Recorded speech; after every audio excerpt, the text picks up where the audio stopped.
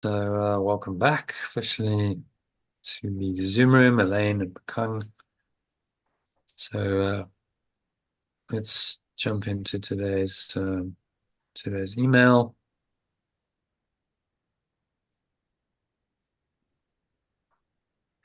Share my screen with you. And we can have a look at our quote. There's a daily quote. The teaching related to that, and it'll lead us nicely into, I want to have a look at the first two pathways of the 12 pathways to higher awareness. Okay, so let's bring up that, share my screen.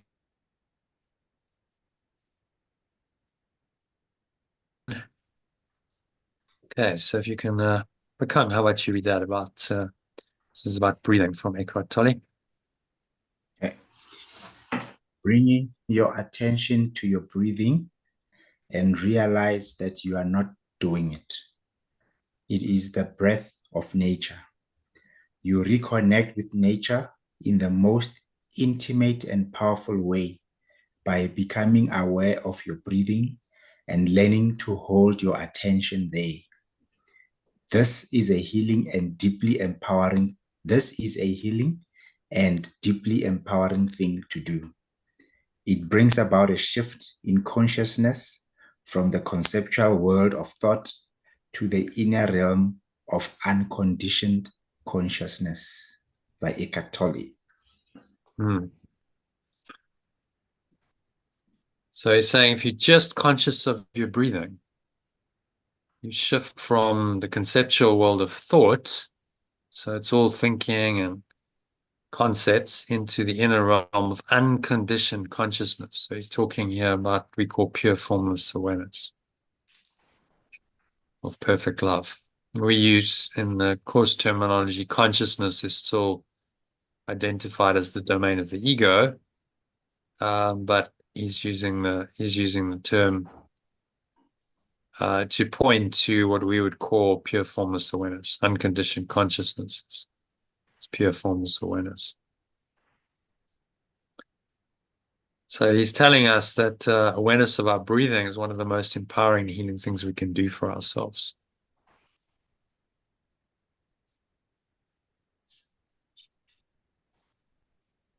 So interesting, just on a note, practical note with breathing. One of the previous graduates of the course told me that he spoke to an ear, nose, and throat specialist who said that his experience over 30 years with his patients with various other conditions, besides respiratory ones, is that once their nasal passages are unimpeded and he has shown them how to breathe properly, these other conditions often just disappear. So the breathing is very foundational to healing. So this is just another bit of a lot of evidence that conscious breathing is key to healing our bodies. But what about our minds? Since the body and mind are intimately connected, something we're going to be looking at next week in detail, it would make sense that if there's healing of the body, there should also be healing on a mind level. This connection is evident in patients who have breathing difficulties. When these difficulties are sporadic and acute, they can trigger panic attacks. When they're chronic, they often induce a more muted anxiety. Right? So sporadic, you can't breathe and you get a panic attack. That's quite common. I don't know if any of you had a panic attack, but if you've ever seen it, so witnessed one, see that the breathing becomes very shallow. And so that's the sporadic. And then there's chronic. They often induce a more muted anxiety. So kind of a longer term kind of depression. Estimated more than 60% of people with chronic obstructive pulmonary disease, in other words, their breathing is obstructed, have anxiety or depressive disorders. So there's a strong connection between faulty breathing and disease. Why? Because these disorders probably stem in part from concerns about the consequences of the disease. After all, what could be more distressing than struggling to breathe? You know, anxiety of, well, I can't breathe. So I'm cut off from, you know, what keeps me alive. There's a fear of death there.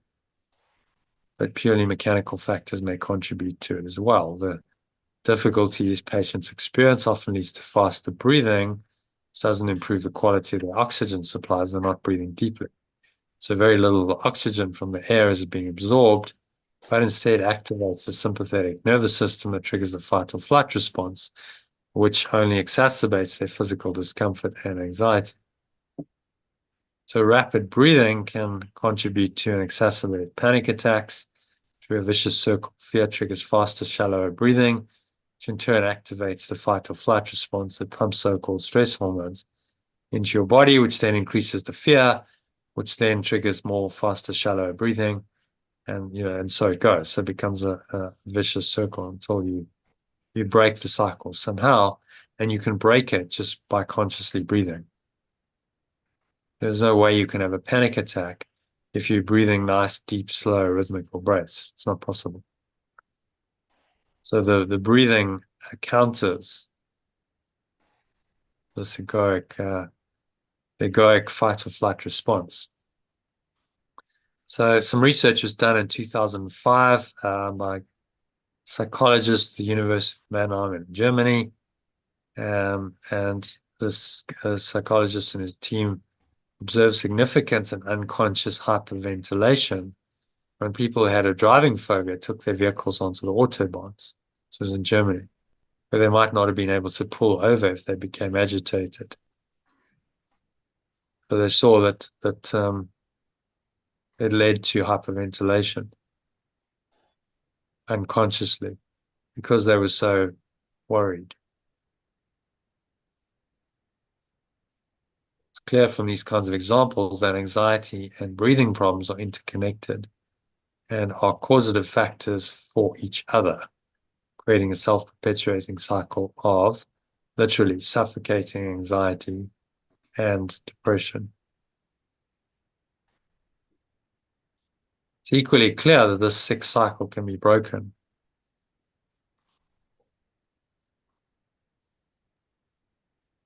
By practicing simple breathing techniques such as the deep diaphragmatic breathing and breath watching techniques you've learned over the last couple of days. And today you're going to learn another powerful breathing technique, which I call power breathing. So we'll do that shortly. This is deep diaphragmatic breathing on steroids, because you take a maximal inhale in 3 phases.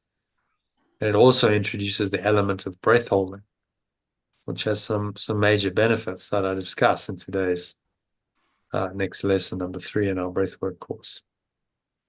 So you can watch that, but I'm going to actually guide you through this in practice now. We'll do a guided breathing session, power breathing session.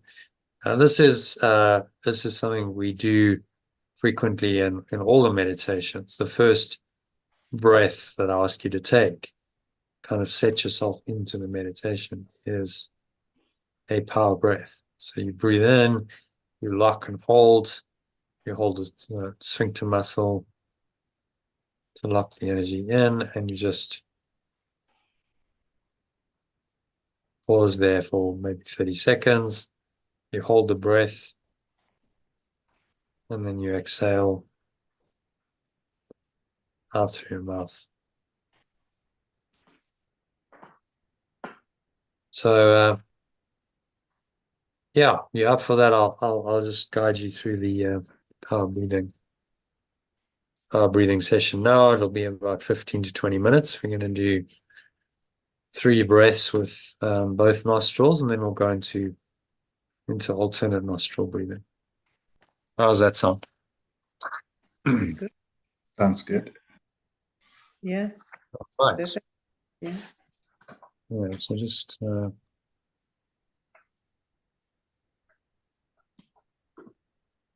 making yourselves comfortable. If you want to sit with your feet shoulder width apart, have your back straight, no can sit cross-legged on the floor if you want, or just sit up in a chair. Push the shoulders back, straight in the back. Make sure your spine is straight.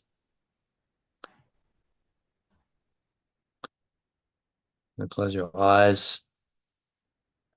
And just listen to my guidance. So you're going to breathe in, nice, deep, slow inhale breath. Breathing in as though you're breathing in the air into the lower stomach. Notice how the stomach pushes out.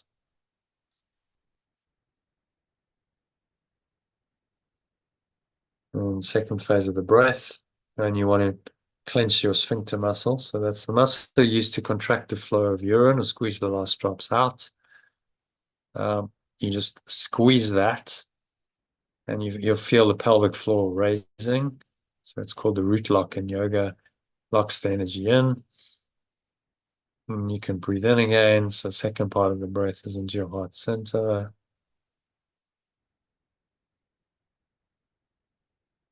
And put one hand in your heart to connect with your heart space. Feel the warmth and the energy there.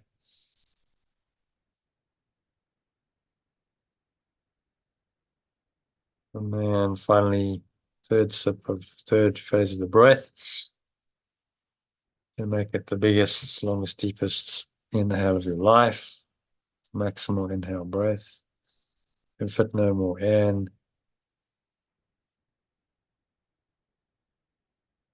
And then you pause. Top of the inhale.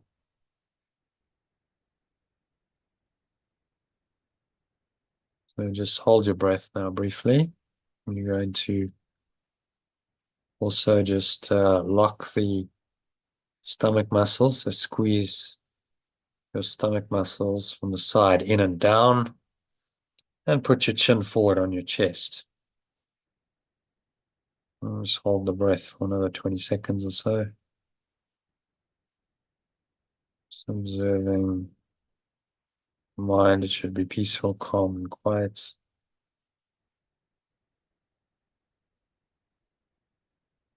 You find that you need to breathe, just hold on for another few seconds, push into the discomfort a bit.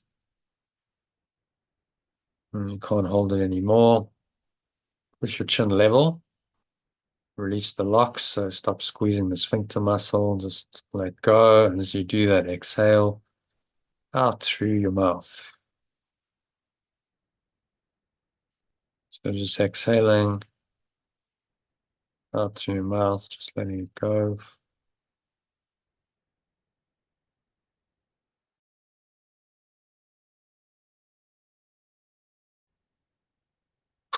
Lower stomach into the spine. Expel the last remaining out, so you're completely empty.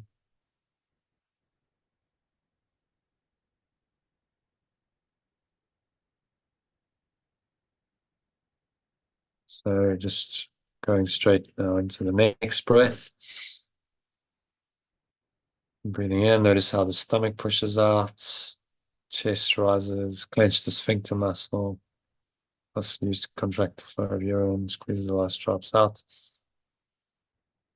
Pull the energy up into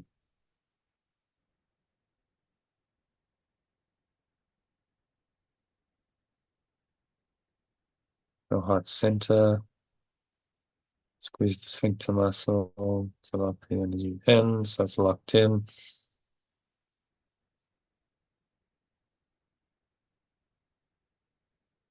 And then another sip of air in. You can feel this warm wave of energy perhaps rising up the spine. That's just the Kundalini energy rising up from the spine.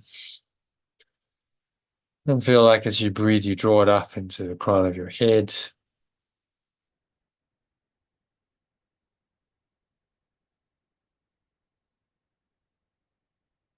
you pause at the top of the inhale, squeeze the abdominal muscles in and down, make sure the root lock and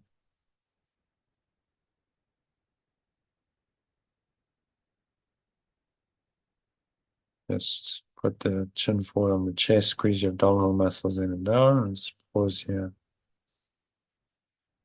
Or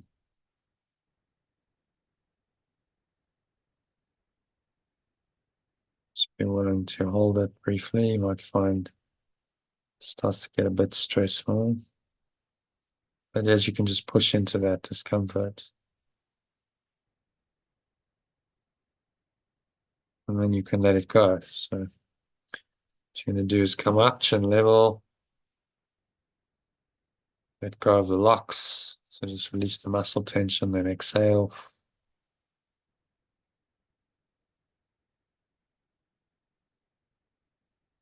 Just blow it all out, breathing your breath.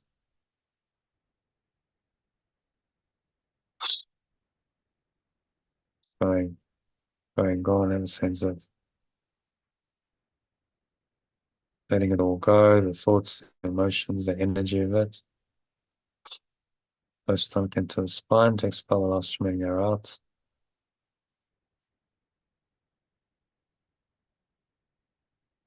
Just rest here for a few moments in peace and stillness.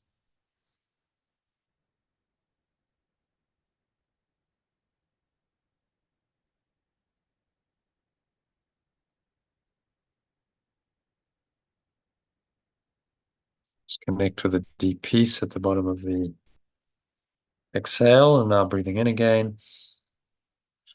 So you're breathing into the stomach, so blowing the stomach up like a balloon. Clench the sphincter muscle to lock the energy in. Feel this warm wave of energy is rising up.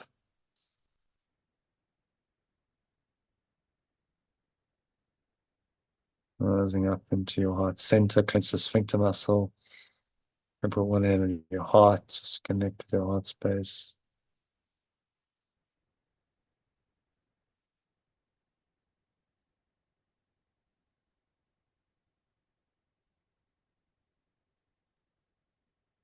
And so, and just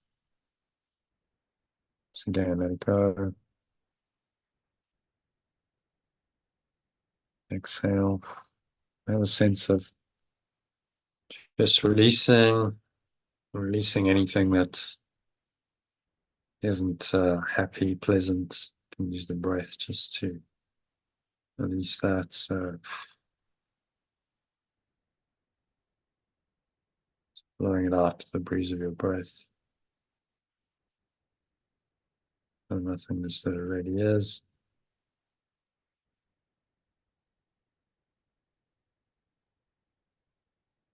Blow it out. Or low stomach into the spine. Expel the last remaining air out. And just rest here on this. Resting here on the still, calm, and surrendered place.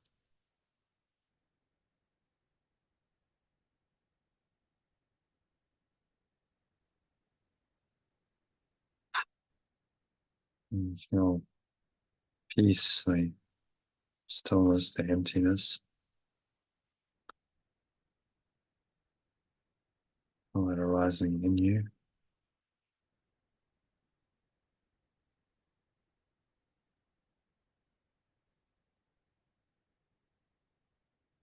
So now we're going to go into alternate nostril breathing. So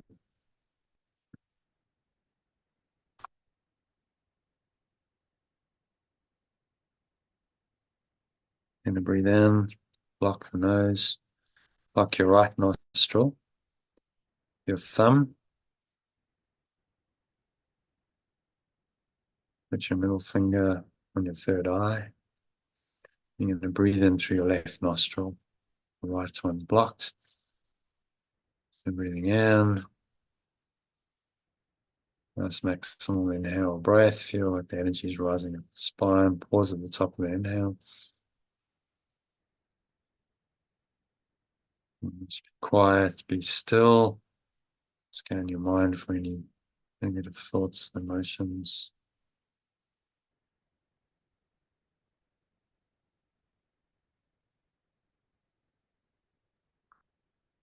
And hold the breath briefly. Find some stillness, even in the intensity. As you hold your breath. If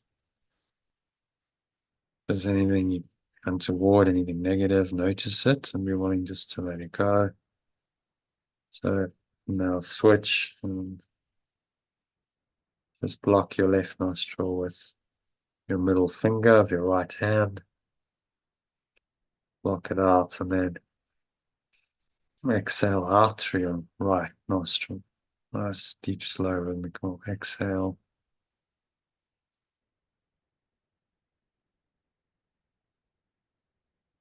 Maybe a minute, 30 seconds.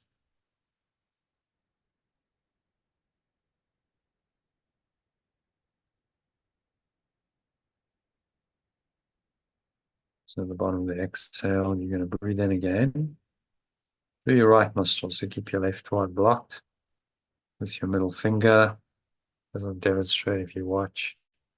And then breathe in through your right nostril. Nice deep full inhale breath again. Lock the energy in with your sphincter muscle. Do the root lock in yoga. Squeeze your abdominal muscles in and down.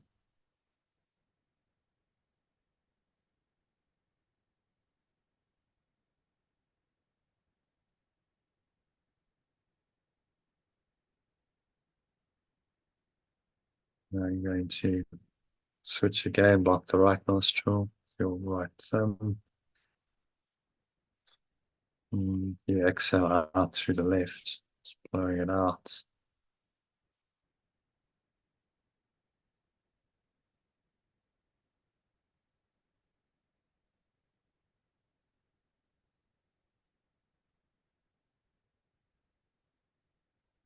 Exhale, just blow it out through the right, out through the left nostril.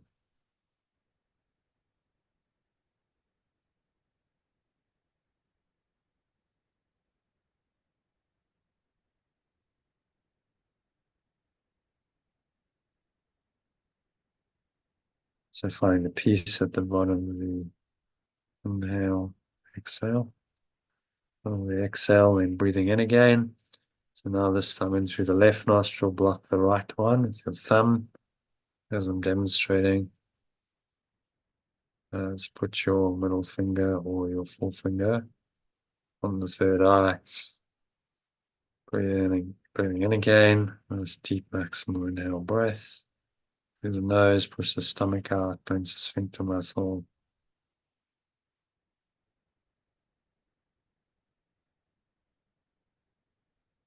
Breathing in again, and through the right nostril, block that off. And just feel like this.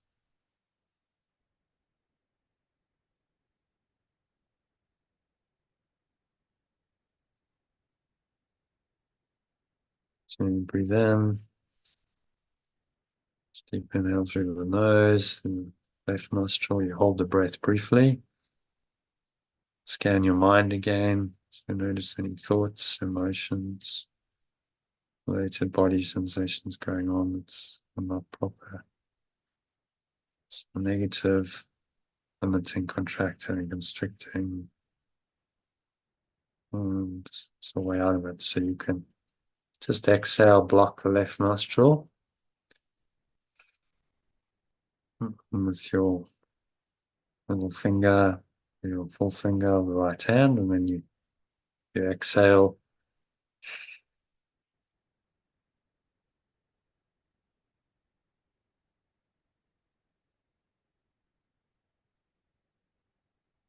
And blow it out.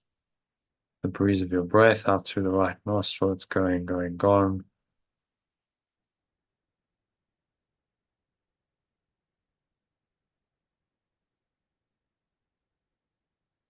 Let's find a state of mind where you surrendered.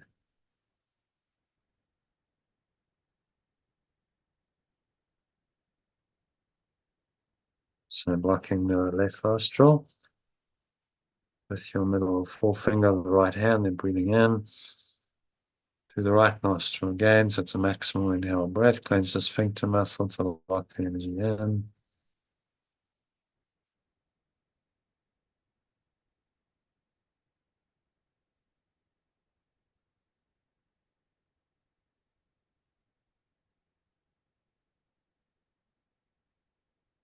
So you're just pausing and try and find a stillness as you breathe in, maximal inhale breath. Just pause. top of the inhale, and this time you can just be aware of what's going on in your thoughts.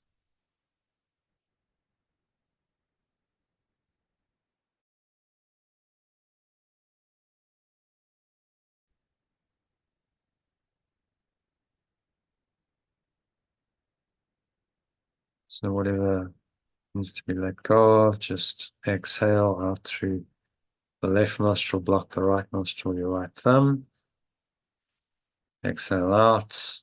Nice smooth exhale over 5 to 10 seconds. It's going, gone. Stomach into the spine, expel the last remaining out.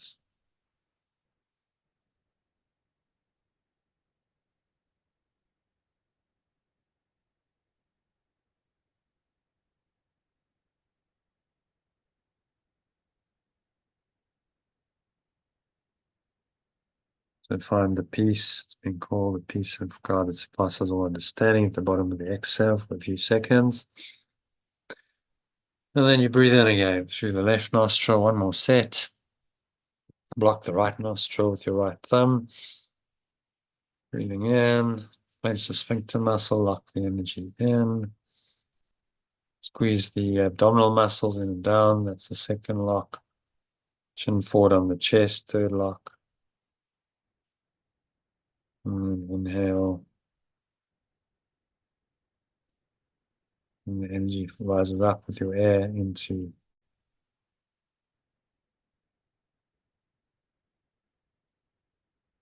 the crown chakra. So you infuse with this beautiful life energy. Breathe it into every pore, every cell, every muscle of your body, every part of your mind, every fiber of your being is infused with this light. You can even visualize light flowing into your entire body.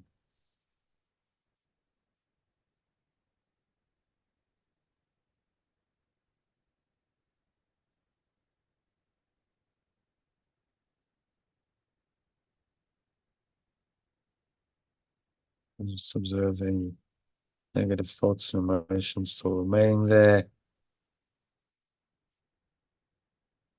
you're willing to let them go and blow them out with the help of your breath. So block your left nostril with your middle finger on the right hand, and then exhale gently over 10 seconds out through the right nostril.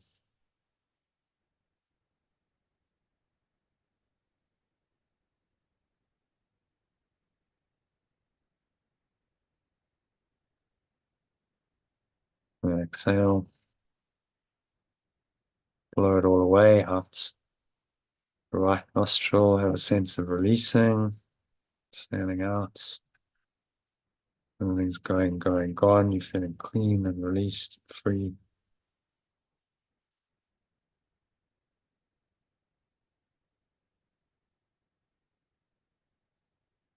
And out. Pause at the bottom of the exhale. Just find some peace and stillness. So in the gap between breaths, you can experience this exquisite stillness, even the intensity of not breathing. Try and go beyond that. And then one more breath. Of the set, you're going to breathe in through your nose, block the left nostril, and you're going to inhale through the right. Maximum inhale breath. To the lower stomach. Clench the sphincter muscle.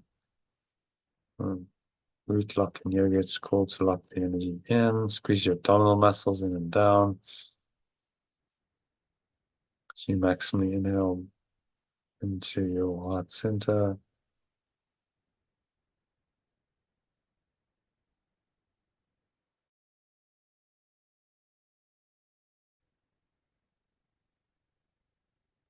So full deep inhale breath. Hold it now for as long as you can.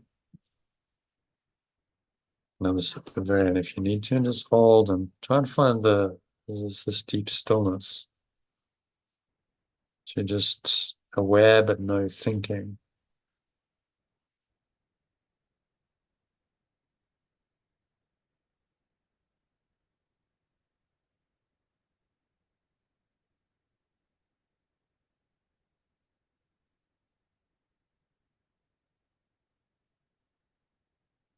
And then exhale out through the left, block the right nostril with your thumb. And exhale, just blow it out. Imagine you blowing out any last remaining negative thoughts and emotions, dark cloud or black smoke, leaving you just going, gone.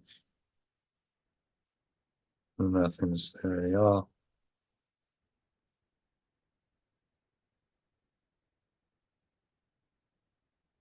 And blow it out.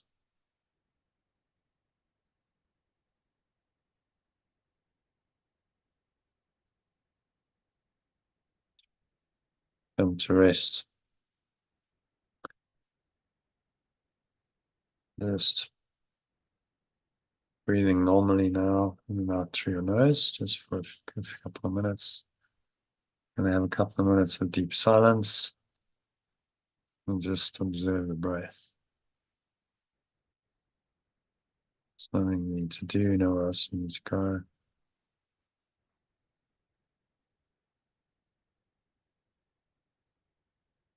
Just observe the breath flowing in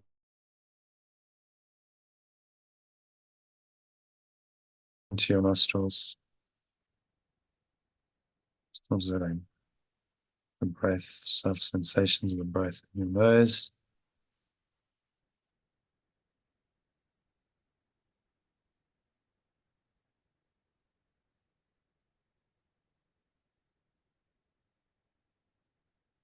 So just observing the breath flowing into the nostrils and out of the nostrils for a couple of minutes. Nowhere else to go, nothing else to do. Just focus on your breathing. Focus on the sensation of the breath in your nostrils. And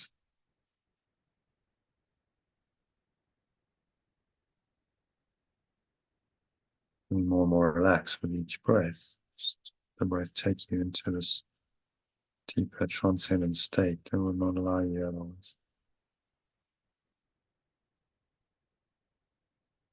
So you find peace.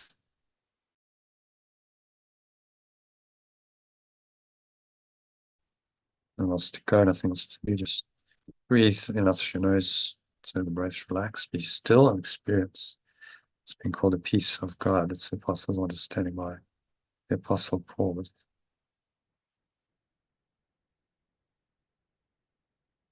you really need theory, you don't need anyone else.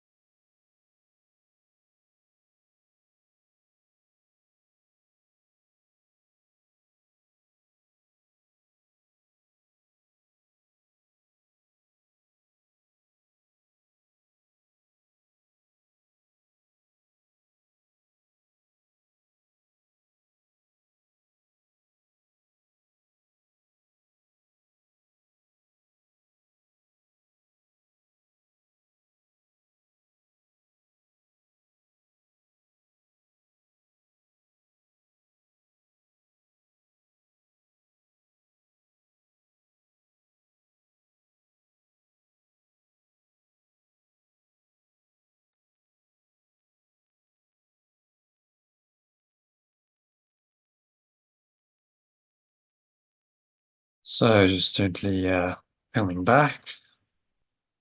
This pretty deep state of meditation into an awareness of your body and the breath, senses, and the world. And on the count of 3, you're going to open your eyes. So 1, just breathing in.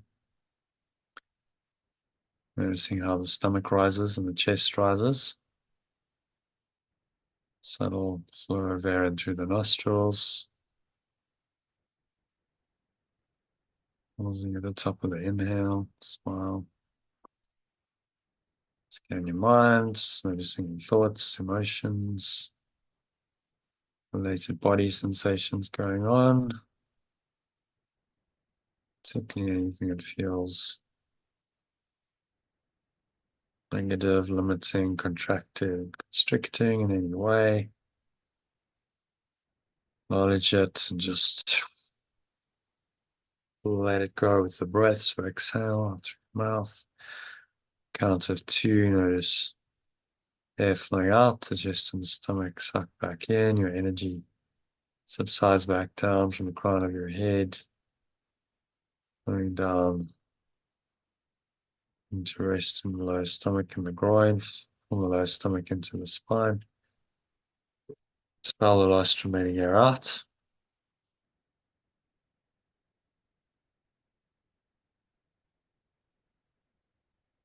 And we'll just rest here for a few moments.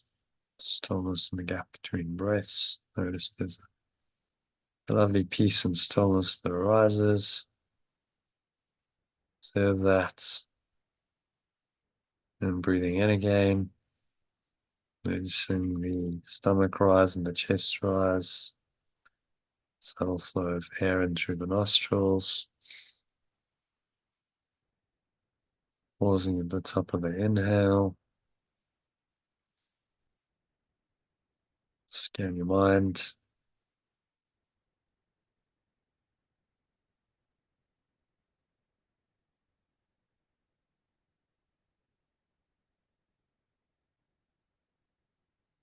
Notice any thoughts, any emotions going on. It's just emptiness, openness, and appreciate that. Otherwise, let go of anything else. Notice what you're smelling, your nose as you breathe it in, touching, tasting, feeling, hearing, but without any attachment, no judgment. Notice how peaceful it is when you can stay in that non-judgmental state. Now, exhale, release again. And just open your eyes. The count of 3. Just take a minute to look around, observing the room around you, perhaps with fresh eyes. Notice how clear and calm and light you feel compared with half an hour ago. Notice that underlying whatever you're looking at, whatever you're perceiving is this level of peace, and you can stay connected to this peace.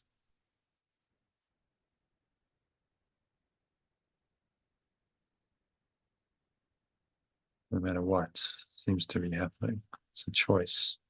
You can always choose to stay in peace. So it's said and so it's done. Notice that whatever you look at, that's the case. You can look at another object briefly. Notice the piece that's there. You can close your eyes and briefly notice the same piece as there with your eyes are open or closed. Open your eyes again, look at another object, anyone randomly selected. Don't select anything particularly or avoid anything. It's all the same. So you teach your mind that this deep peace that you hopefully experienced quite deeply over the last half an hour or so is always there, even when you're in so-called waking mode and your eyes are open and your senses are engaged. It's already, peace is still there. It's already the same. So that brings us to the end of the breathing session, the meditation. Okay, so anything to share related to this? Did you manage with the power breathing? Any questions about the technique? I couldn't hold my breath for as long as. Hmm. So, Well, as long as I was holding it, yeah. So yeah. that's okay. You know, if you can work up to it. I was probably doing 30 seconds or 40 seconds. So just practice like anything. As you Yeah. practice this, you're better at it. And a minute, you know, if you practice, you can work up to a minute or more. It shouldn't be a problem. And did you find, what was the experience like? Did you find it challenging? Did you find some peace? Peace. I found some peace. Yeah. Hmm. Yeah. Usually, you know, if you do this kind of breathing practice, the result is a deeper feeling of peace, because breathing techniques activate the parasympathetic nervous system, which is the opposite of the fight or flight response, and so tend to experience calmer, you know, more calmness, more peace. It's also very good for your lungs and lung capacity and immune system and all of that. But ultimately, the real benefit is spiritual. You connect with Source, you find more peace, more love, and more joy arising in your experience as you're doing the breathwork practice and afterwards. Now, do you feel more relaxed? Feel more at peace? Yeah. Yeah. Yeah. Felt more light as well. Feedback? Yeah. Yeah, I was saying I felt more light or lighter as well. But I noticed I struggled to breathe with my right nose. The left, it was much easier, but with the right, yeah, for some reason, Yeah, I me was too. struggling to breathe properly. Me too. Yeah. Okay. So maybe it's a bit blocked. The right nostril is blocked. So this kind of practice can help unblock it. You can also do a couple of things to unblock it. So sesame oil is apparently very good. Okay. Thank you. So get a bit of sesame oil and sniff it. Get a little Q-tip before you do an exercise like this. Sniff it, and it tends to clear the passages a bit. You can also wear those. Do you know those nasal strips? You can buy Yes. them at Farm. They kind of open up. They help to open up the nasal passages. So both of those things might help. But try those, and the more you do it, the more you actually are opening up. Obviously, there's also blowing your nose before you do it. That's another way. So just try all those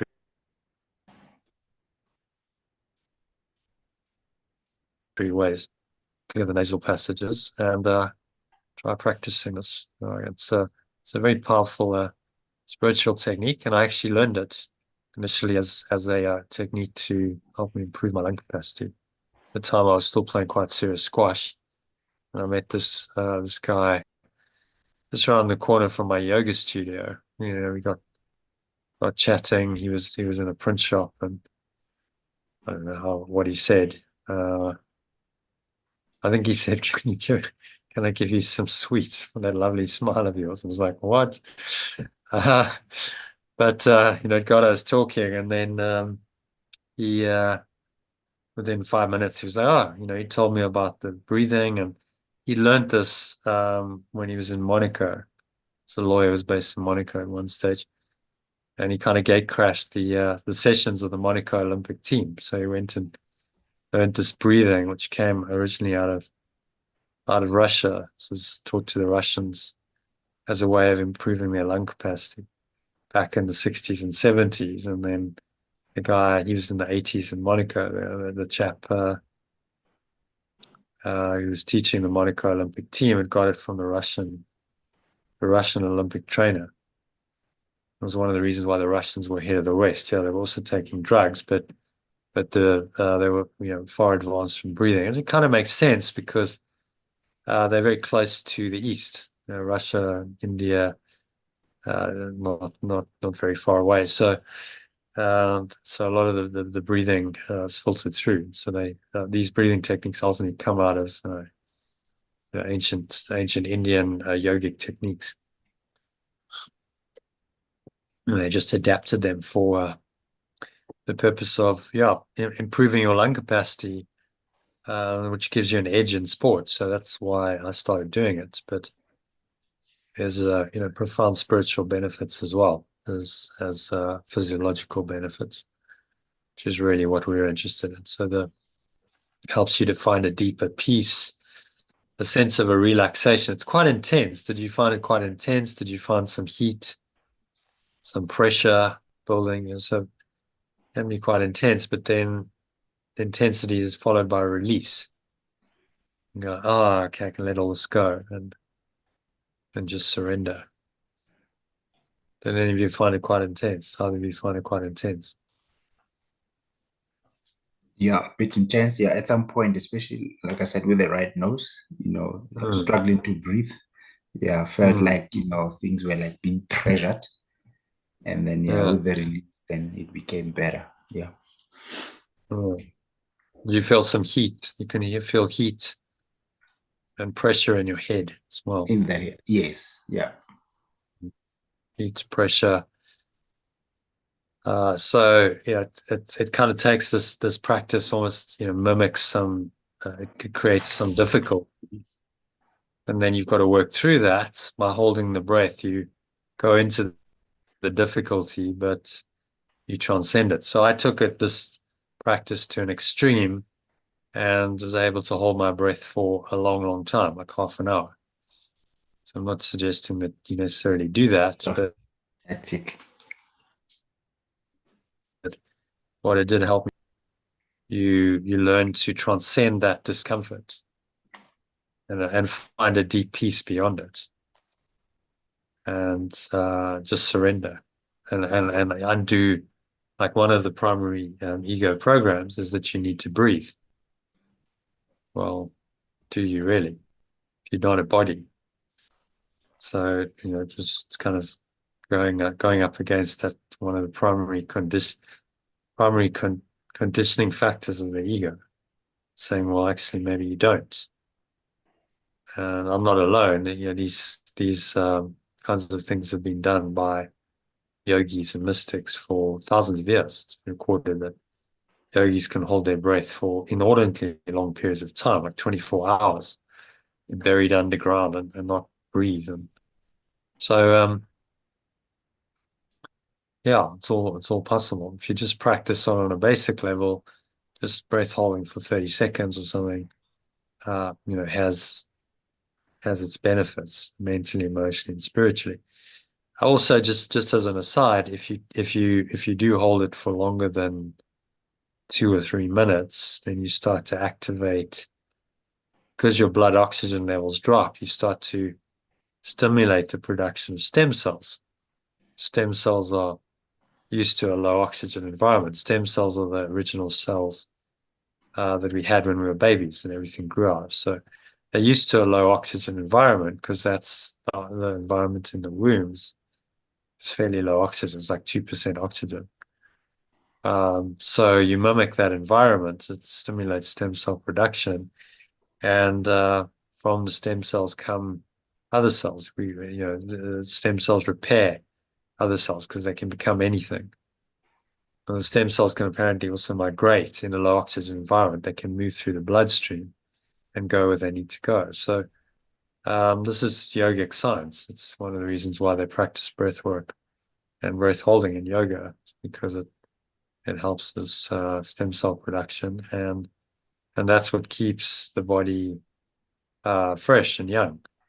So some of these yogis, at advanced ages, are still look amazing. They can still physically active. They can do. They're not really aging. Something that the reverse aging process with these kinds of practices. That makes sense. So there's Yep. a lot of benefit Yes. if you can start, practicing this and trying to extend by, say, a few seconds every day. You could, get it up to 2 minutes or 3 minutes. Ultimately, it might take you a month or two to do that, but my experiences are well worth it.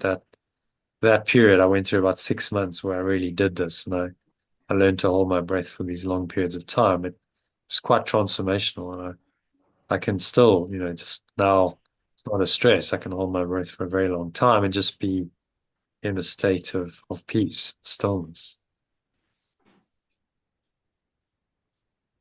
All right. So any other questions on the power breathing, the technique, how to do it, the benefits? All right. So there's a recorded discussion. You can go listen to that. It's on the 7 truths. We're gonna have a look at those now, but include these because there's always good stuff in those sessions, and for those who don't make the live course. Right now, I think let's have a look at our. Just going to go back into here. Let's have a look at this, and maybe on that. Just close that.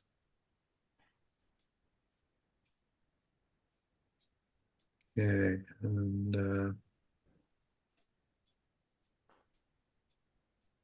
go into the course manual. All right, so we're gonna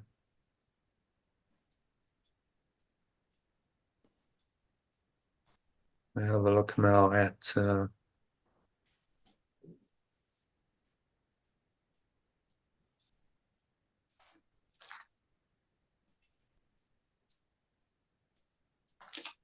we'll have a look at the 7 truths briefly.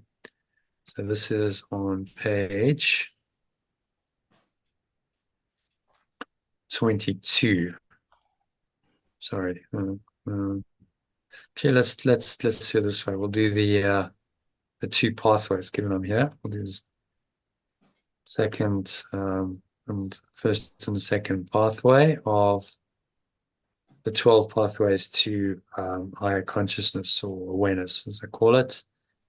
This is adapted from the work of a guy called Ken Kais Jr. He was quite a well-known spiritual teacher in the US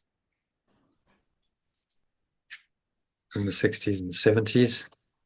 He wrote a book called Living Love, and there was a method of personal growth. But he died and no one really took over his work, and so found these on the internet 15 years ago, and no one was really claiming the copyright and saying this belonged to anyone, so taken them and used them and adapted them. So there are 12 pathways. We're going to work through a couple every day the next week or so. This is about freeing myself. So I'm freeing myself from security, sensation, and power addictions. So maybe first 3 are about freeing myself. I think let's read that. Okay, so just a precursor to this. An addiction is a program or an operating instruction to your biocomputer, as he calls it, that triggers uncomfortable emotional responses and excites your consciousness. The world does not fit the program pattern in your mind. So we have expectations, we have a program as to how we think things should work out, and then it doesn't, and then we suffer because we're attached. So the identifying characteristic of an addiction is that if your desire is not fulfilled, you respond emotionally in a robot-like way and automatically play out a program of any kind of negative emotional reaction like anger, worry, anxiety, jealousy, fear, and any of many other negative emotions at which you emotionally avoid is just as much of an addiction as is something you desire. So bear that in mind. Whatever you're resisting is just as much of an addiction as what you desire. So craving and aversion, as the Buddha called them, are really two sides of the same coin. They're looking for it not to be some way. But the more you resist it, the more it persists. That's really a common experience. I'm sure you've experienced it. You really, really don't want something, and then it keeps happening. Why?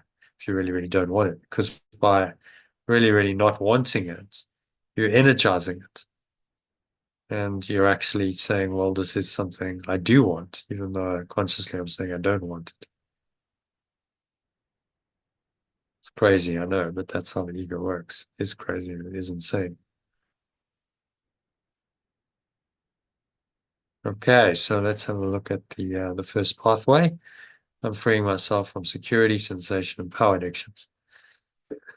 Bakan, if you can read that, read the first couple of sentences, first couple of paragraphs.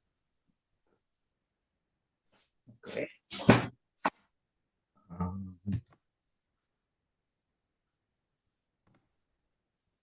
Okay. I'm freeing myself from security, sensation, and power addictions that make me try to forcefully control situations in my life, and so destroy my serenity and keep me from loving myself and others. As long as you have addiction. Oh, okay. Must I stop for now? Yeah, just consider that. So he's talking about security, sensation, and power addictions that make me try to forcefully control situations in my life, and so destroy my serenity, keep me from loving myself and others. So the security, that's obvious, that's fear. Sensation, addictions, that's sensations, and power is wanting control. Just going to open this so I can edit this and just see something I want to fix. And these are the addictions that most people play out ongoing. All right, so free myself from security, sensation, and power addictions. Make me try to forcefully control situations in my life. So think about it. When you're addicted, what are you trying to do? You're trying to control things, aren't you?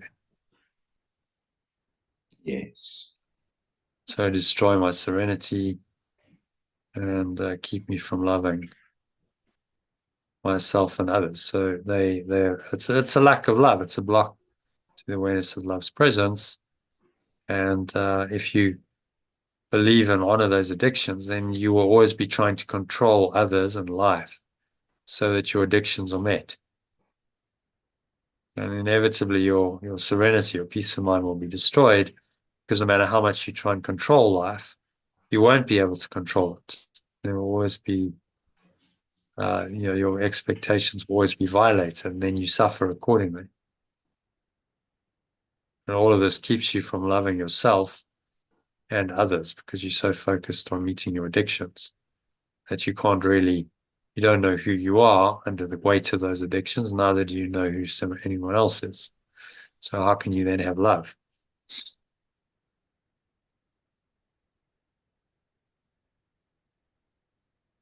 Okay, so then read paragraph 1, please.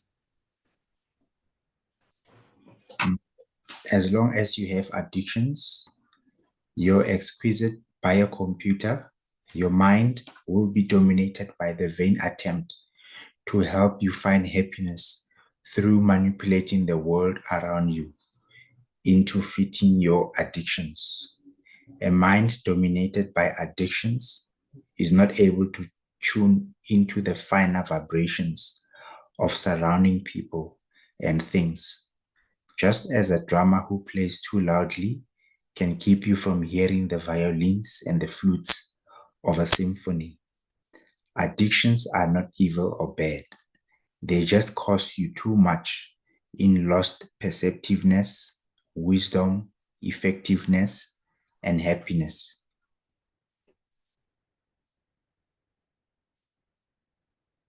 So, thoughts on that? Yeah, I think the paragraphs basically explains, the impact of what addictions do to oneself. The paragraph is also stating that they're neither evil or bad, but they come with a huge cost, which actually hinders us, from connecting and have peace or experiencing love. Yeah, so it's quite a nice way. What he's trying to do is get us over the idea of sin. I'm sinful and I'm guilty, and then I beat myself up for my addictions. And the more you do that, the more likely you are to indulge in the addictions. It's kind of funny.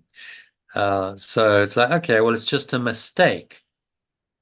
This is very, very similar to the Course's teachings. That's why I've included it, Course in Miracles teachings. There is no sin, there's no guilt. It's just an error. It's a mistake. You made a mistake. Okay, well, stop making the mistake. Just let it go and stop making the mistake, and you'll be fine. And recognize that there's a cost. The addictions cost you too much in lost perceptiveness, wisdom, effectiveness, and happiness. So it's not a good trade-off. They cost you too much. There's no benefit to them.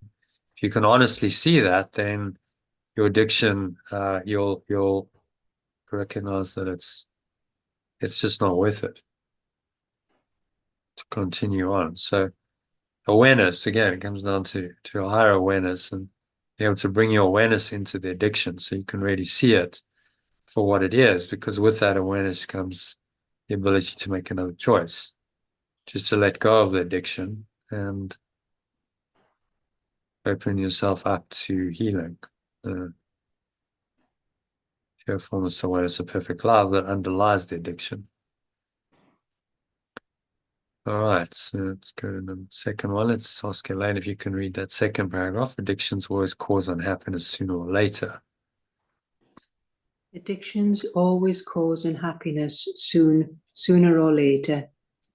Preferences never do. When an addiction is not satisfied, you feel upset or unhappy. When an addiction is satisfied, you feel momentary pleasure, relief, or indifference. When a preference is not satisfied, you simply feel indifferent. It was only a preference, after all, but when it is satisfied, it adds to the texture and beauty of your life.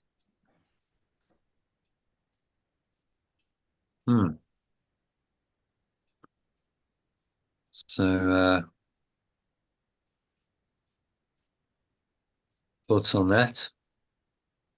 Change that to. Well, it's just a bit of a vicious circle, isn't it? You might get a moment of satisfaction and pleasure, but it's quite meaningless, really, because when you don't get it, you're indifferent. It's just you're going round in circles, caught up in this cycle. Yeah. So the difference between a preference and an addiction. We all have preferences in life. Okay, I prefer tea to coffee. Prefer having cold showers to hot showers, or vice versa. Prefer this kind of food to that, and so on. But it's just a preference rather than an addiction. It doesn't really matter. Okay, well, it's no big deal. If it's not satisfied, I'm just indifferent. There's only a preference. If it's satisfied, you go, okay, well, that was nice. adds to the richness and beauty of your life. So it's about allowing the positive and being able to enjoy things in the moment, but without attachment. And that's the difference between a preference and an addiction. An addiction, if you don't have what you're addicted to, you suffer. With a preference, you don't suffer. It's okay. And that's how to tell the difference between a preference and an addiction. Can be a fine line, perhaps. Well, is it a preference? If I experience any kind of negative reaction when I don't have it, then it's not a preference anymore. Then it's an attachment or an addiction. So then my job is to let go of that negative thought and emotion arising. And when I do that, then I upgrade whatever it was that I'm attached to a preference.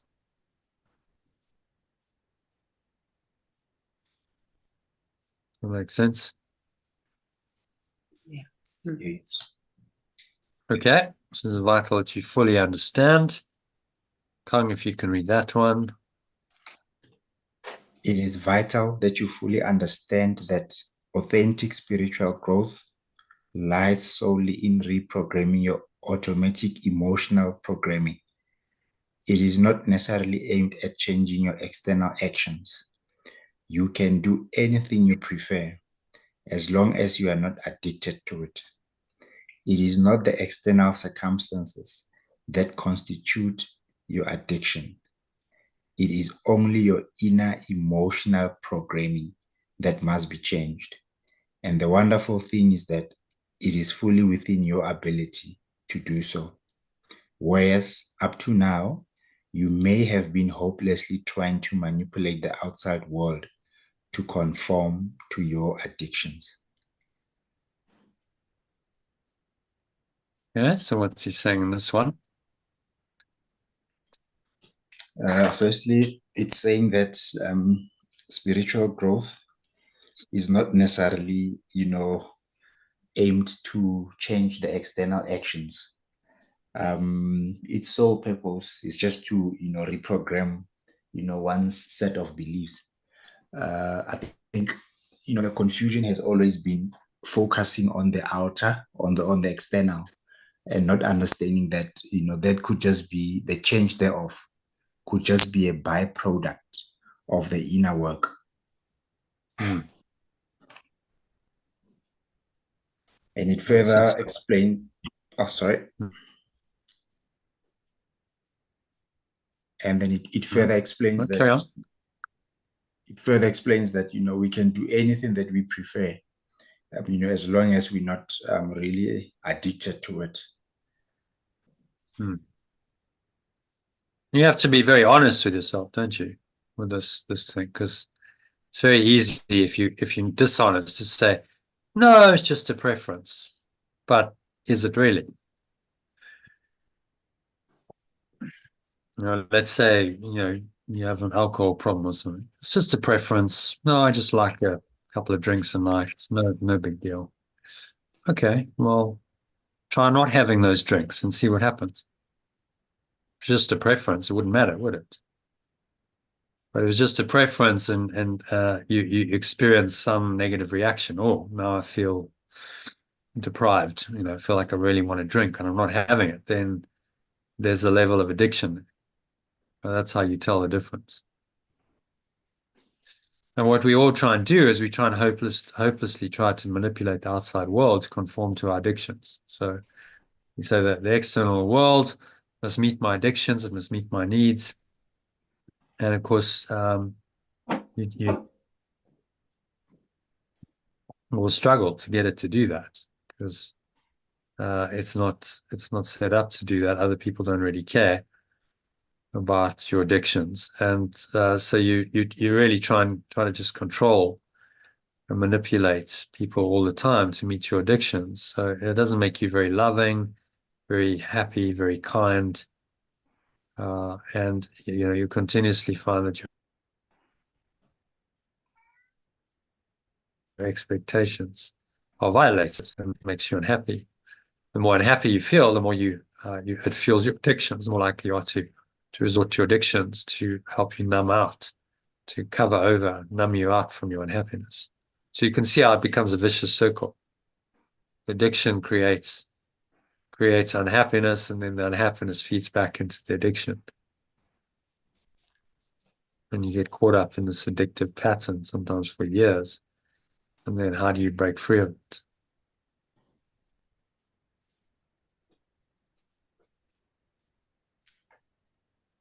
Okay, so any other thoughts on this one? It's just really saying that we need to be vigilant of things and recognize that they destroy our peace of mind and keep me from loving myself and others, and they're just not with it. Okay, the second pathway. So Elaine, if you can read that.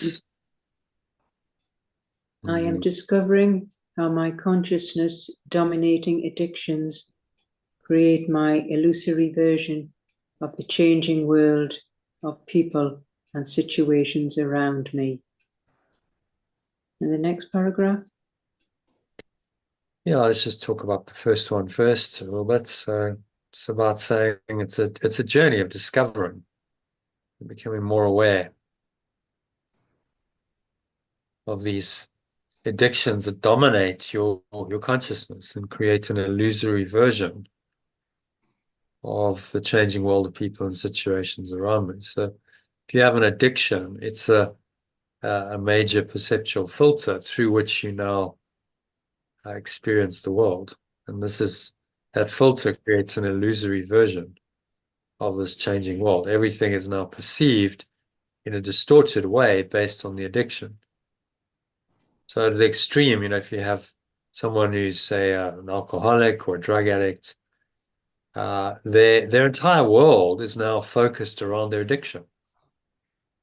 And their illusory version of the changing world, people and situations. The reference point becomes my addiction. It's meeting my addiction. It's somehow finding a way to meet that overwhelming need that I think I have. And I will do anything.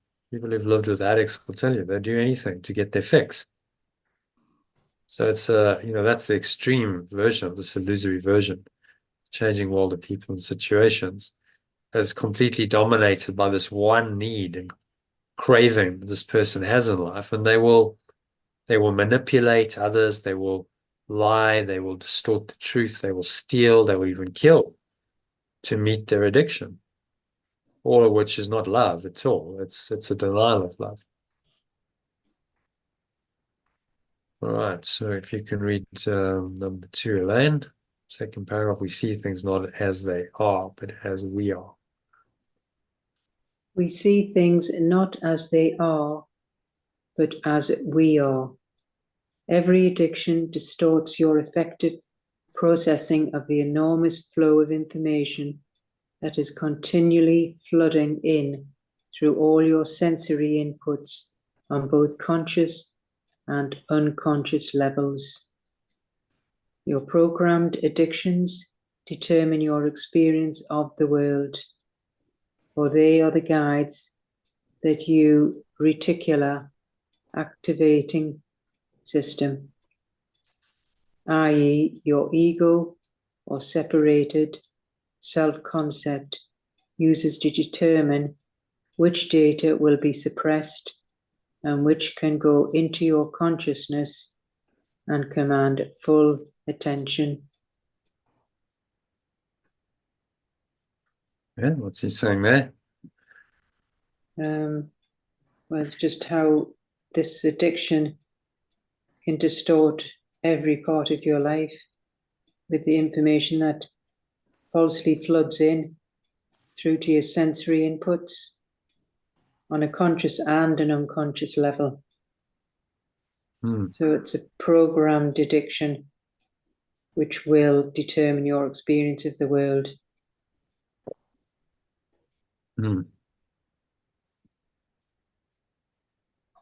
Yeah, it's quite scary. Because it's, it's false perceptions. Yeah. You can see how you've done it and how other people do it. These programmed Yeah. determine your experience of the world, and everyone's just playing their addictions.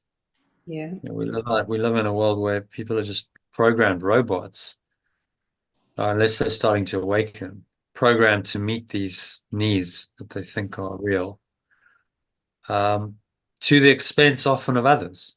You know, they will hurt others, manipulate others in order to meet their needs, and that is clearly a lack of love. Not really thinking about the other person, you're just thinking about meeting your own need, which determines your experience of the world. That creates your little illusory version based on your ego or separated self-concept. And it's a very selective world. You know, your ego determines which data will be suppressed, which can go into your consciousness and command full attention. And that's a very, very selective perception. It's not at all objective. It's biased, it's selective, and that bias creates dysfunction. It's not unconditional love. It's selective in its nature, and we experience it as it's a distortion of the truth.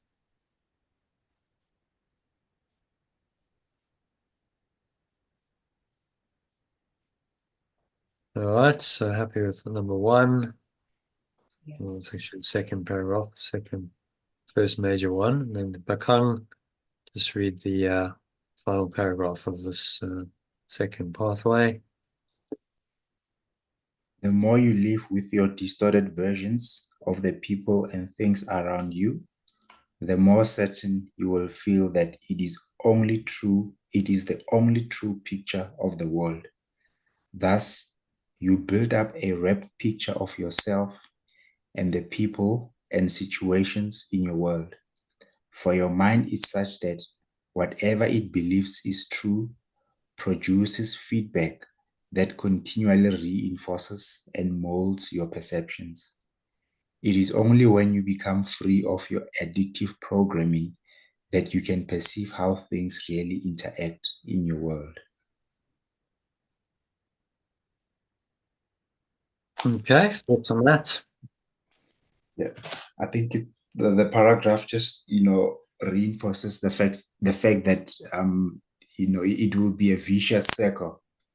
All of a sudden, the entire world is perceived around your addictions. From your mind over time, that becomes your reality, and then that reality also reinforces the idea of the addiction is really worth it, and it becomes a vicious circles all around. And until one is actually aware of that trap, then the programming will never stop. Well said. Whatever it believes is true produces feedback that continually reinforces and molds your perceptions. So how it works, maybe showing it visually might help. Let's go into, in fact, we can go in here. Let's go down to that integral model.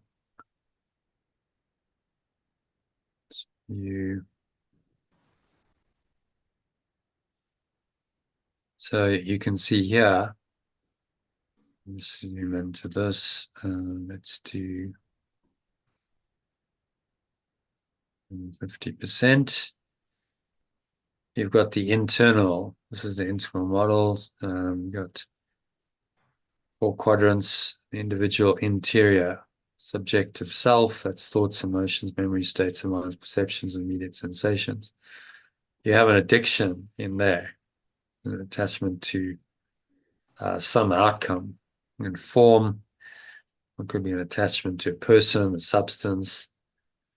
That then creates in the objective, seemingly objective world, the world of the body and its behavior, anything that you can see or touch or observe scientifically in time and space. It creates certain outcomes, the addiction, and then those outcomes because they're on the same level, reinforce the thought system programming. So it feeds back. So we get caught up in some feedback loop. And the addiction creates the feedback in the external world, which then confirms, you perceive it as true and real. That confirms that the addiction must be true.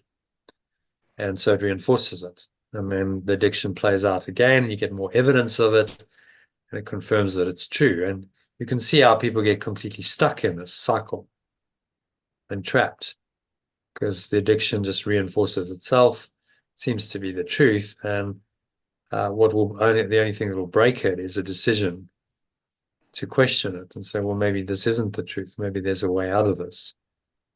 And usually that involves quite a lot of pain, and often people have to go for some kind of counseling or help to help them make that decision to make a change.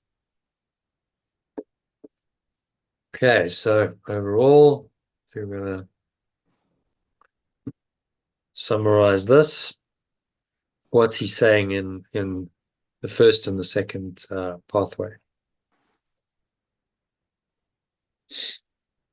Either of you like to give that a go, just in summary, for an overall summary of a minute or so? Well, it's just saying about the addictions that are, well, they're just a vicious circle. And it's going into, well, preferences. And it's just a false world that we're in. And it just escalates. So to get out of it, you have to first recognize it, and it's going to be extremely painful. And most will need help.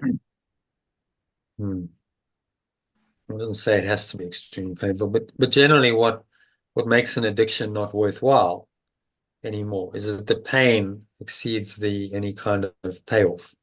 The cost exceeds the payoff. And you realize that it's just not worth it anymore. And that's when change will happen. As long as you think there's a payoff to the addiction, then you continue doing it. But you have to, really open your mind and be honest. And then you see that actually, there is no payoff, because the cost is far greater than any payoff that you imagined. And so that's when change happens. So in the recovery movement, and say Alcoholics Anonymous and Narcotics Anonymous, they say, you've got to admit that you're an alcoholic and you have a problem. To start with, I'm an alcoholic, I'm a drug addict, and I have a problem. Step one. Because then you invite healing. But if you go, well, I'm actually fine, I don't really have an alcohol problem. I drink every now and then, but it's fine, I've got it under control. Well, you don't need to change, do you? There's no change that can come from it, because you're saying, oh, I don't need to address this. It's really looking honestly with these teachings and saying, where are your addictions? They may not be substance related, but maybe you're addicted to a habit, to a person, to a way of thinking. This is what we've got to be aware of. So, where are my addictions? And how you determine where your addictions are is where are your pain points? What makes you suffer? If something doesn't happen and life doesn't meet your expectations and you find yourself suffering, there's an addiction there. The pain is designed to reveal the addiction, so that you can heal it by letting it go. So, as he says, addictions aren't bad or evil, they just cost you too much, and the point comes where you go, these aren't serving me, so I need to let them go. And that's an internal realization we'll have to come to at some point.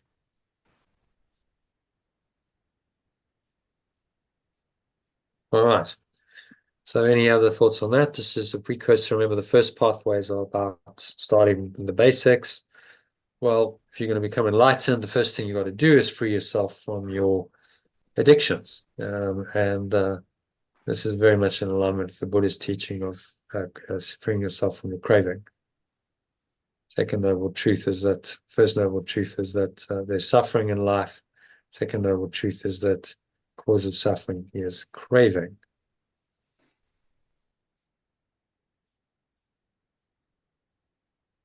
Third noble truth is that craving can be let go of. Fourth noble truth is that you can find enlightenment and as a total freedom from craving. So there's nothing really new here. This goes back 2,500 years to what the Buddha said, but it's just framed in modern language here. These ideas have been around thousands of years, but framed into now it's framed into a modern language, and hopefully these concepts are understandable and useful for people.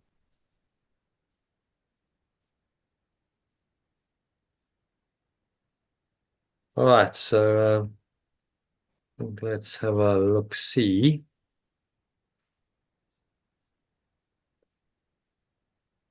Any other questions or comments on those two? We'll work through the rest of the 12 pathways in the next week or so. That was just the intro. So just moving on to the 7 truths then, which is on page 22, I think. That's it. 30. So I'm sorry, page 30. Okay, so just short, just some, it's really a summary, this, of the entire Course in Miracles philosophy, just broken down into 7 key points or truths. So you understand this, you understand the theory behind the teaching, and it dovetails nicely with the letting go practice, because it's telling you that, you know, why you should let go. You'll see as we go. All right, so if you can read number 1, Elaine. God is pure formless awareness of perfect love, stroke oneness. Yeah, so that's, you know, fundamental definition. Start with defining what this thing called God is. It's just a pure formless awareness. So there's no form to it. It's absolutely pure, and it's just awareness. But you're aware of yourself as the awareness that you are. So that's perfect love or oneness, and that in that awareness lies perfection. So we're defining God here, whereas if you just use the name God, God is perfect love or oneness, then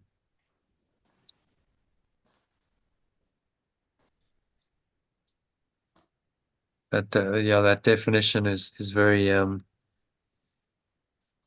helpful, you know, as a starting point for this the truths. You define it and you say there it is, and then you go from there. From that assumption, you know, the teaching develops.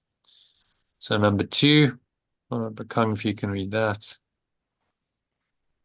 God, love, oneness, or GLO, is all there really is. Yeah, so quite like the glow idea. Rather than you're going to use a 3-letter word, rather use glow than God. It has a different energy, doesn't it? God is quite, I find it quite finite, quite restrictive, which isn't what it's pointing to. It's pointing to unrestricted, unlimited state of mind and being.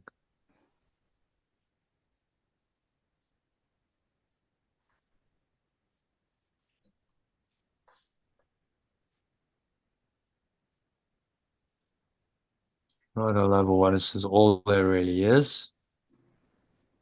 Again, it's a fundamental assumption, saying that's all there really is. This is all there really is means that consequence number 3, you can see how we're building premises, from the premises, then it's logical that number 3 is true. All else is unreal illusion and does not exist.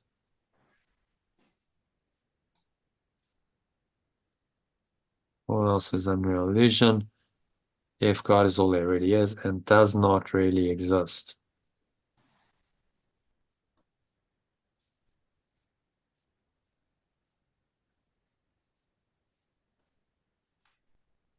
Okay, so number 4 then. Glow did not create the illusory material universe. The apparently separated ego mind did to perpetrate its dream of separation from glow. Perpetuate its dream of separation. So we separate from the light. The illusory material universe. We've looked at this before, but I'll go through it again, just briefly have a look at our diagram. So centered to hell diagram is showing exactly how this happened. The sequence of events that led to the miscreation of the physical universe was an idea of separation.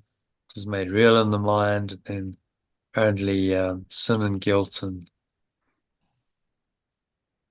fear and attack, hatred and anger are born from that. And we end up living in this rather awful world. So the separated ego mind, it perpetuates its dream of separation.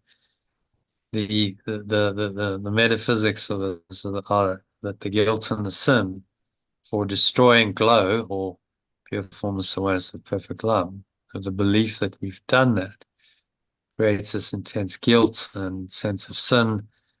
We must then project that out and expect punishment for our imagined sin.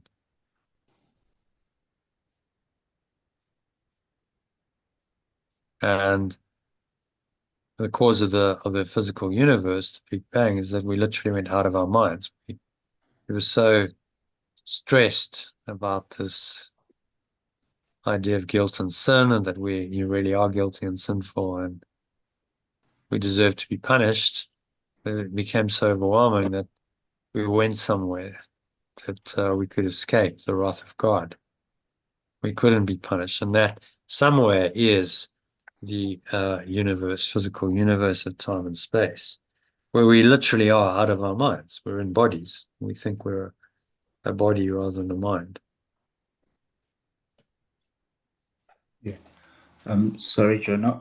Can I just ask a question? From the first point, if God is perfect, and formless awareness, then how did the separation happen? Yeah.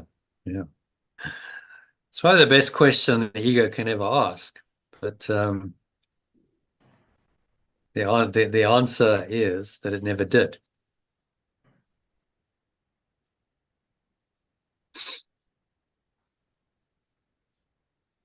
It just seems to have happened. It never happened. Okay. You see, the question assumes that it happened. How did it happen? It assumes the separation happened, doesn't it? Okay. Is it the reason also why, hence the illusion or the dream? Because it never happened. Okay. Yeah, exactly. It's an illusion because it never really happened. Actually, in truth, we're still pure formless awareness of perfect love. That has not been disturbed. That's eternal. The idea of separation never really happened. We think it's happened, so now we're living in an illusion of something that hasn't really happened. We think it's happened, and we made it all real, and we experience, all these negative consequences. But the Holy Spirit just reminds us that it's never happened. And it does that experientially. I mean, Yeshua addresses this question. It's a good question, and you're not the first person to ask it, because it's a logical question. Well, okay, so why then, if this is the case, if there's only perfect love or oneness, why then is there apparently separation? Do you have to go beyond the construct of the ego to answer that? So he talks about this in the introduction to clarification of terms. Just read that paragraph number 4, because it kind of answers your question better than The ego will demand many answers that this course does not give. It does not recognize as questions the mere form of a question to which an answer is impossible. The ego may ask, how did the impossible occur? To what did the impossible happen? And may ask this in many forms. Yet there is no answer, only an experience. Seek only this and do not let theology delay you. Okay, no, I'm answered. yeah. Yeah. So he's answered the question. It said you can ask this question: How did the separation happen? If it's impossible, how did the impossible occur? To what did the impossible happen? Yeah. It can ask it in many forms. How did the separation happen if there's only pure formless awareness is one of those forms. Yeah. Yet there is no answer in logic, in words. Yes. The answer lies in an experience of the state of pure formless awareness, where you just experience that this is true. You know it's true experientially. And then the answer comes in your experience. You go, well, it is actually possible to have an experience of this pure formless awareness in which there is no sense of separation.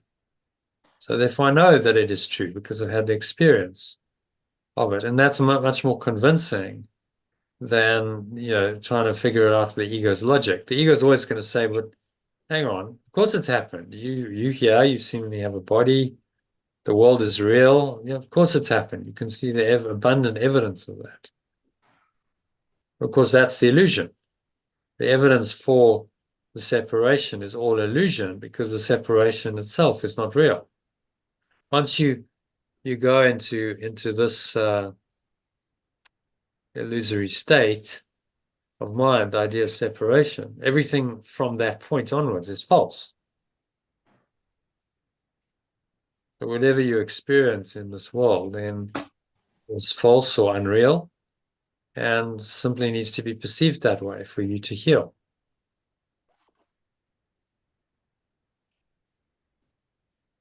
That makes sense. Yes. Maybe it doesn't make sense to your ego. The ego is going to struggle with us, and it's very persistent, and it'll keep saying, well, if there's only pure formless awareness of perfect love, perfect oneness, then how did the separation happen? But you see the problem with that. You keep asking that question. What are you assuming by asking the question? You're assuming that the separation has happened. Otherwise, you wouldn't ask about it, would you? True. Yes. So it's an assumptive question.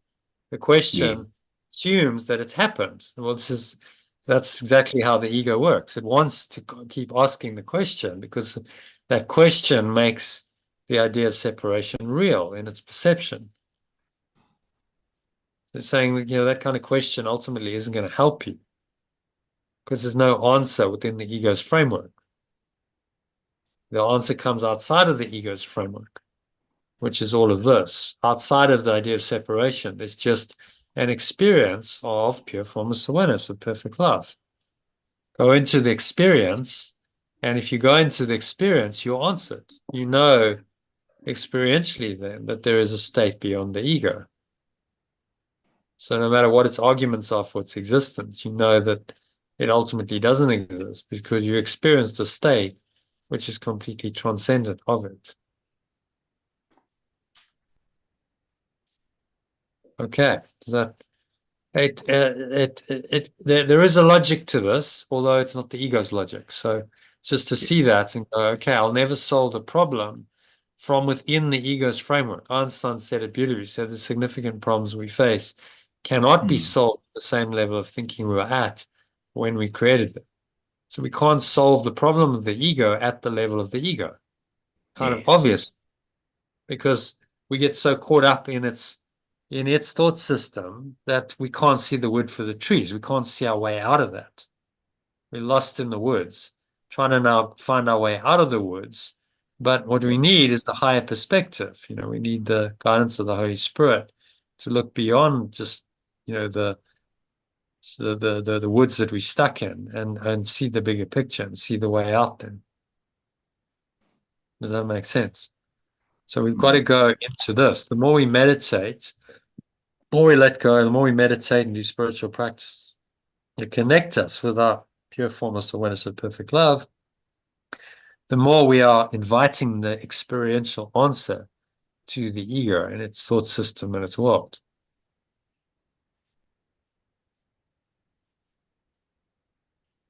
Yes.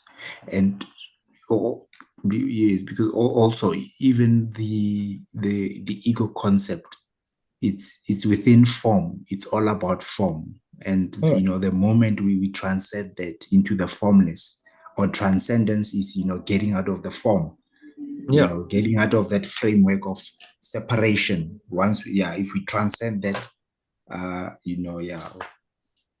everything becomes an experience rather than logic, form, structure. If you have this experience, and I've had some experiences of this, you answer it. You go, yeah, I get it, because I've had the experience of going into a state of just pure awareness. Call it pure formless awareness afterwards, because it's the best way I could describe it. Of course, calls it a revelation. Other traditions call it other things, nirvana, samadhi. You have this experience, and from the experience that there is a possibility, there is this state in which there is no ego, there is no separation. The idea of separation fell away and didn't exist for that time in my experience. So then from that experience that it is actually possible to just have pure formless awareness of perfect love and nothing else.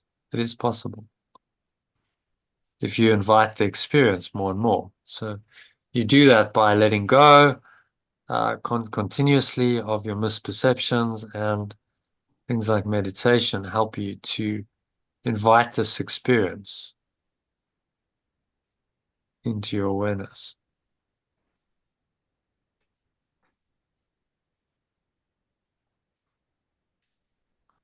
All right, so let's go back to the 7 truths. So number 4. Can't remember whose turn it is to read. So I read number 4. I've read it. You've read it. Yes. To not create the illusory material universe, the separated ego mind to perpetuate its dream of separation. It's a major departure from traditional religion, isn't it? Traditional religion says God created the universe and the world. It's his creation, he saw it, it's good. And then you go, well, okay, but actually it's not all good. There's a lot of negativity, a lot of bad, a lot of evil stuff. So how could a God of love have created a world like this? That's the question, isn't it?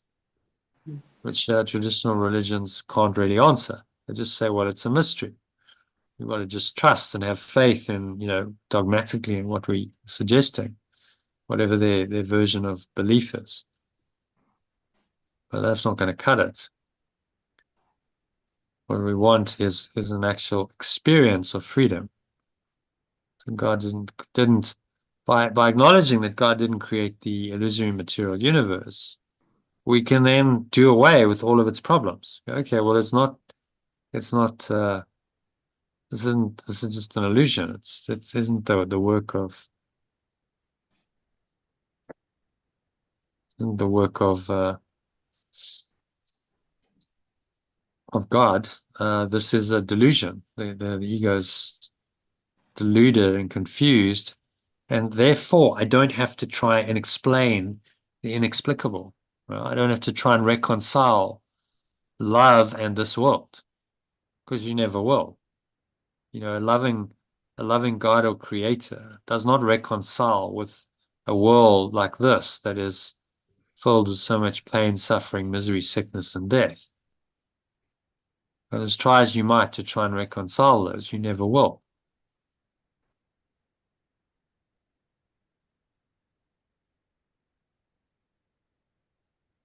Does that make sense?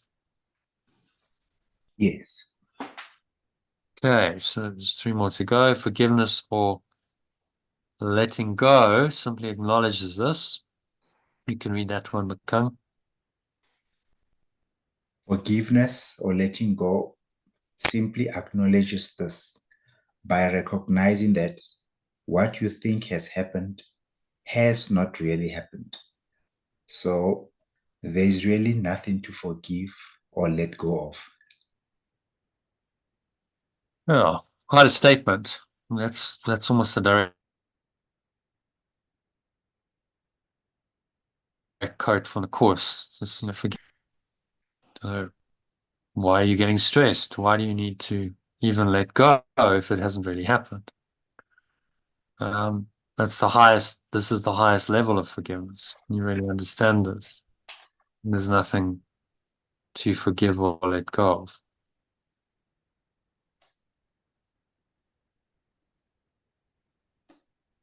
But it's quite a major correction, isn't it? You've got to look at all your entire life and every experience in your life and say, well, this never really happened.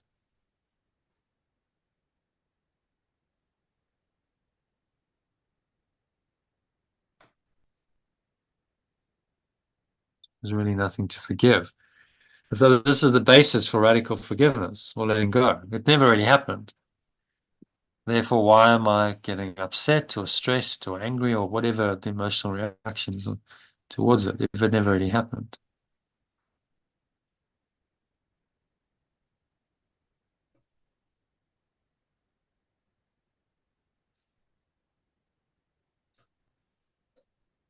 Does that make sense? Not an easy path, this, but it is pretty categoric. Just to say that you just need to acknowledge the simple truth that what you think has happened hasn't really happened.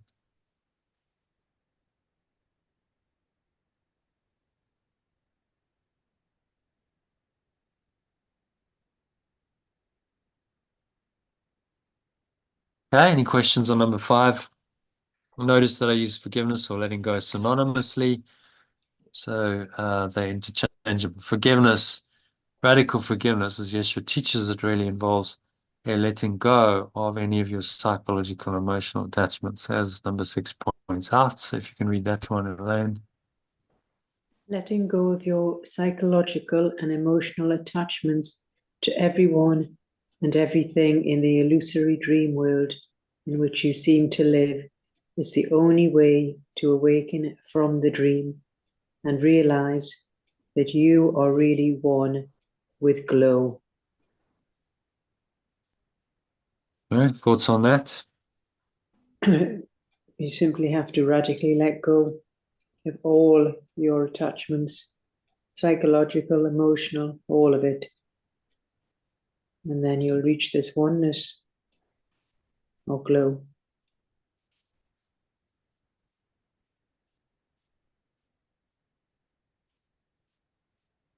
The only way is to let it all go, right? If none of it's real, it's all part of a false construct designed to convince you that the ego is real, and only a complete letting go of all of your psychological and emotional attachments to everyone and everything in the dream world will awaken you from the dream. If you've still got psychological and emotional attachments, then you're still caught up. You're hooked into the dream world, aren't you? Those emotional and psychological attachments are the hooks that bind you into the world. So letting go of them is the only way to awaken from the dream and realize that you already won.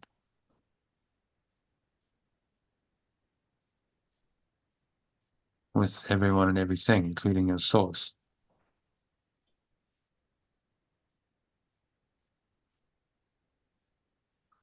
Okay, any thoughts on number 6? Yeah, it's clear. It's good. What I will say is it's very clear, isn't it? This is a clear teaching. There's no ambiguity or Yeah. equivocation. It may not be easy to do. You're like, okay, well, I've got to let go of everything. Wow, like everything, every attachment I have, every belief in form. Yeah, I do. Okay, so that's a process. It's not going to happen overnight generally, but at least I know what it is that I need to do. Once you're clear on what you need to do, then you can just proceed to do it. It's much more difficult when you're confused, when you don't have this kind of clarity. And somehow you're going, well, no, a little bit of ego is okay, and I can kind of, this is God's world, so, I'm going to try and make the most of it, and I was put here for a reason, and those kinds of beliefs will keep you here. Trying maybe to find some way out, but keep, defaulting into the prison that is the ego. All right, so then number 7, Bakong, if you can read that. That living constantly in the awareness of glow is the only way. Living constantly in the awareness of glow is the only way to live in a state of inner peace in the dream world, and train your mind to remain perfectly aware of glow eternally after your body dies, thereby making this lifetime your last one.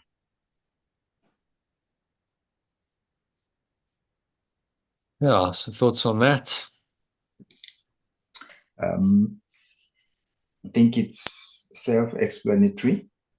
It just basically provides, guidance, as to how can one attain eternal peace and, never have to come back to, to reincarnate. It's just to live in a state of awareness of glow. This diagram, if you look at the timeline of consciousness, it's all in your course manual, by the way, so you can refer to it, page 19. The diagram makes it quite clear. So you've got, the horizontal axis. You're on a timeline from birth to death. Various experiences, often traumatic, happen.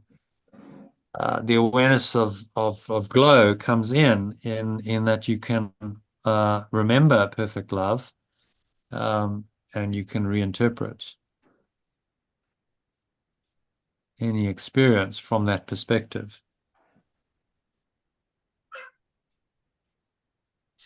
And so there's these arrows that then raise you up above the level of time and space and just the world and all of the drama in your life, and take you back into this pure formless awareness of perfect love.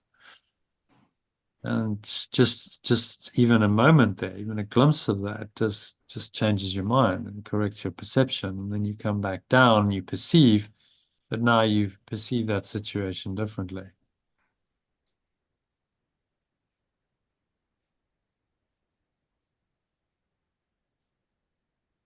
So, and ultimately, if you do this and you keep transcending and going above the level of form into this awareness, as and when you need to, especially whenever you get tempted, you are, every time you're doing that, you're affirming the nature of the source, aren't you? So you're training your mind to go above the battleground, as Yeshua puts it, into this awareness, consistently, systematically, progressively, without making exceptions. By the end of your life, if you kept doing that, you've opened a very wide channel to pure formless awareness of perfect love.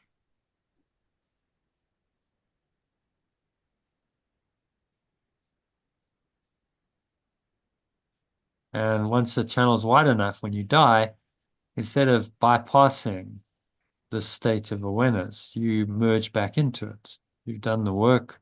There's nothing to stop you. There's no karma, no fetters, as the Buddhists call it. It's, you let them all go and you go back in. You go back into pure formless awareness with perfect love.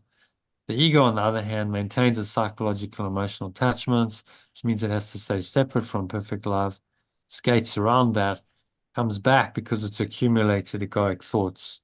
In other words, it's karma. Those thoughts and emotions have to play out somewhere.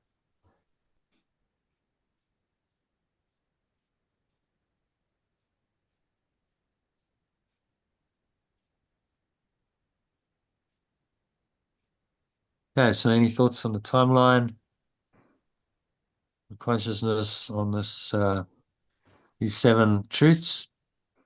The idea of them is just to make it very explicit. So these are the 7 kind of truths and foundations on which this whole teaching is built. So you can come back to the very essence of them, simplicity. Time and again, they remind you of, the fundamental truth. This is in words. You can also go and look at it in diagrams, because I have the diagrams. So the course is just helpful, and then it helps you to gives you these resources to help you to understand it better.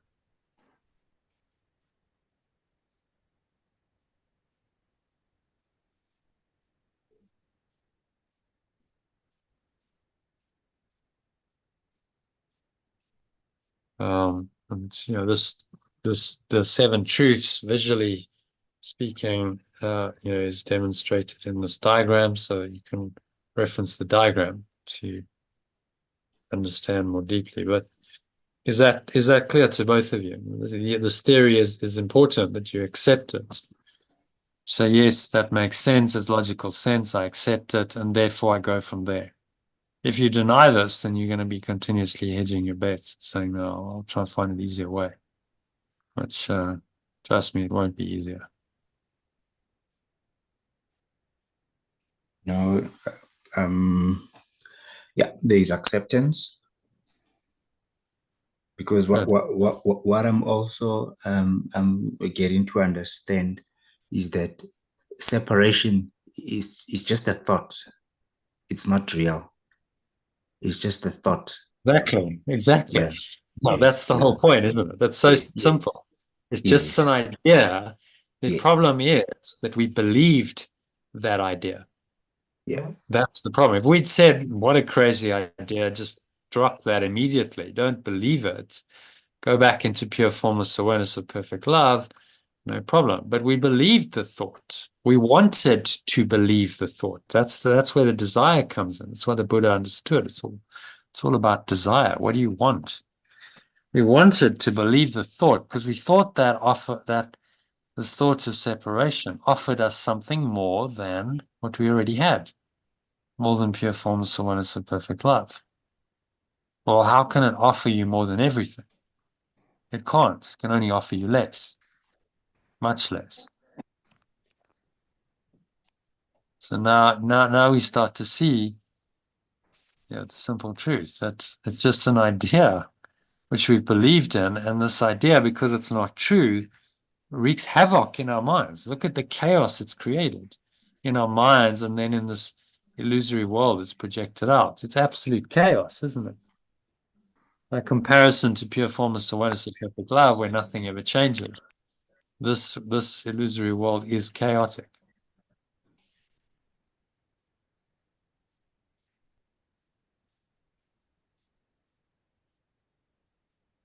So Yeshua's saying, okay, well, this is the way it is. The only way out of this is this radical letting go. You've got to let go of everything that you think is real, all of your false beliefs, everything you seem to be attached to in this world has to go.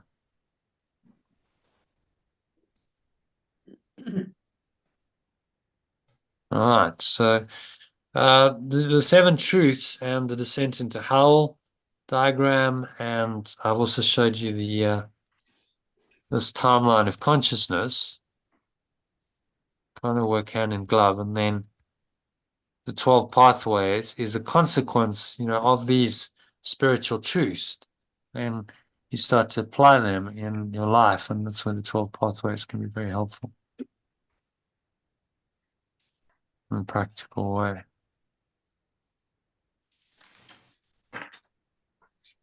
So read.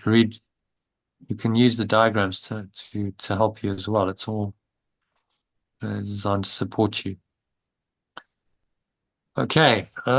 So any other questions or comments on that? It's just a recap of the theory. This is the high-level metaphysical theory, and then our practice becomes to apply it in daily life so that we can actually transmute these situations as they occur, and the ego psychological and emotional attachments can't root us onto the timeline and cause us to identify with our separate self, because the letting go counters that, and we actually find ourselves going up and finding love and peace and joy at this level of love and battleground.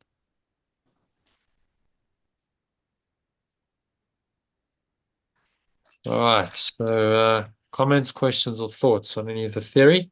Is it clear to both of you? Yes. Yeah. Mm-hmm. Good. Yeah. Okay, so what's the time? It's getting on for 10 o'clock. Must be 12 your time, Bakang. Well, there is some text to do on the Atonement, the Atonement and Miracles. Happy to do that if you want to stay, or if you feel like you need to leave, then it's okay. I'll just send out the the PDF so you can read it in your own time to the group. Okay, thank you. Yeah, if that's okay. Hmm? Yeah, okay. Yeah, if that's okay, can I please jump off?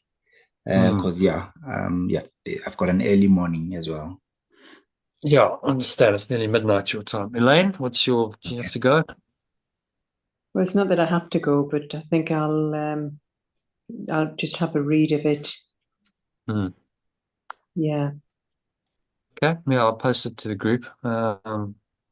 It's about Atonement, and Miracles. Yeah, if you post it to the group, and I can have a read of it Yeah. this evening. Yeah. Oh, well, or whenever you're able to. Sorry, Evan. Whenever it's posted, yeah. Sure, yeah. Yeah, I'll post it. I'll work on it now. I'll post it just... What's it about? Hmm? What's this section on? Sorry, I missed. What's the section on? The title is... Atonement and Miracles. Yeah, Atonement and Miracles. It's a relationship between atonement or atonement and miracles, and he explores that in this.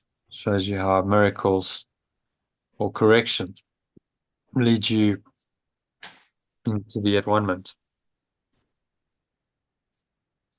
So the miracles are the process. The atonement is the outcome. Mm-hmm. Yeah, it's all very interesting.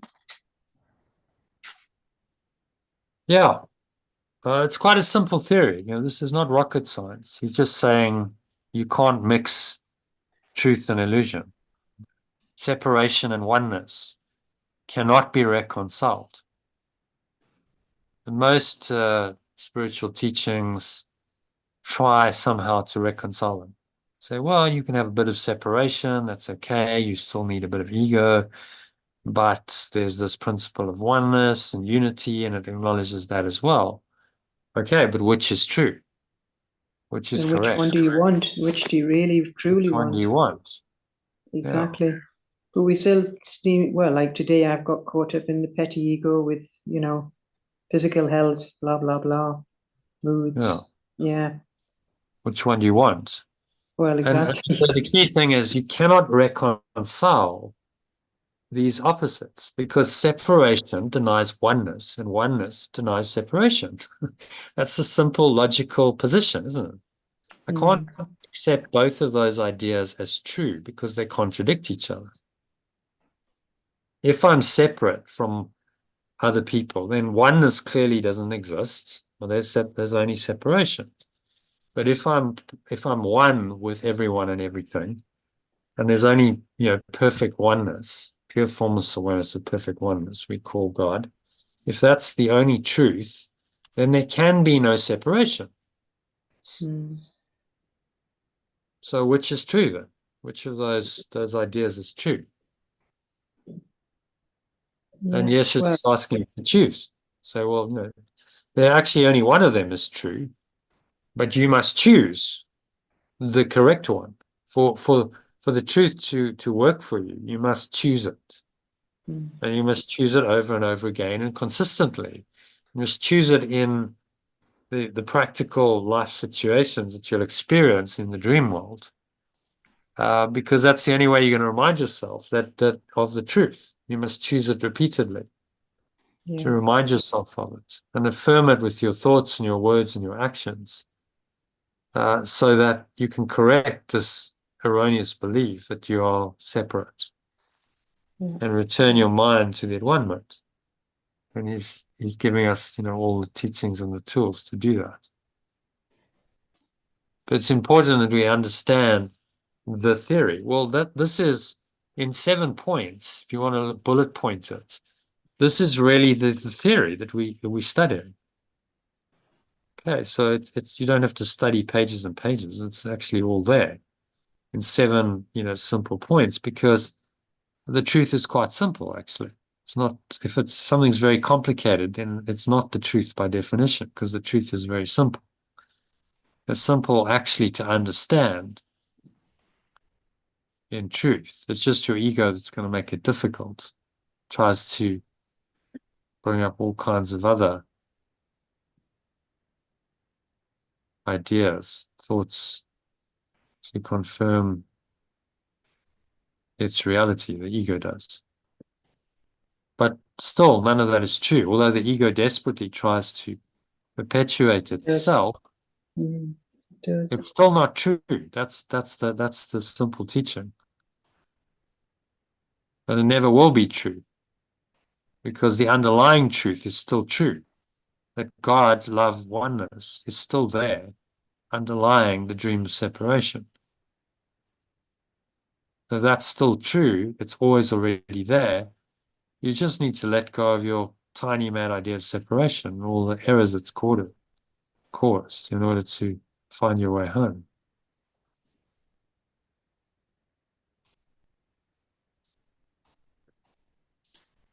All right, so we will refer to this again and again, refer to the theory all the time.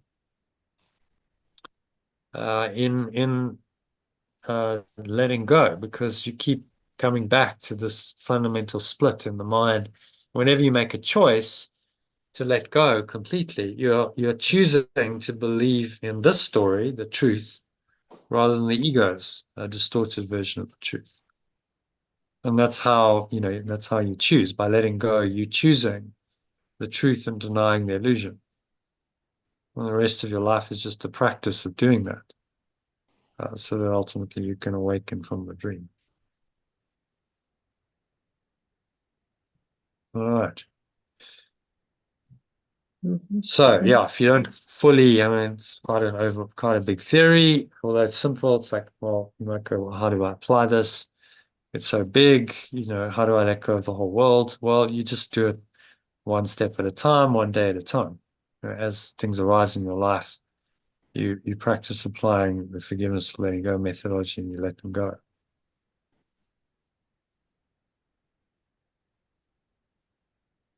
All right, so yeah, we'll leave it there. Any other questions, comments, thoughts? no, Share? no, that's good. It's Good 10 on my o'clock, head. 12 o'clock, so good place to end. Thank you for joining. Good session again. I'll post the text reading just now to the group. I'll have a read of that. Yeah, have a read of that, and I'll see you tomorrow at 6 p.m. UK time, which is 8 o'clock your time, okay? So join again. Yes. All right. Okay. Thank you very much. Thank you. Namaste, everybody. Good night. Namaste. Night. Namaste. Night. Night. Bye. Bye, Bakam. Sleep well. Bye, Jono. Bye, Lael. Namaste. Stay.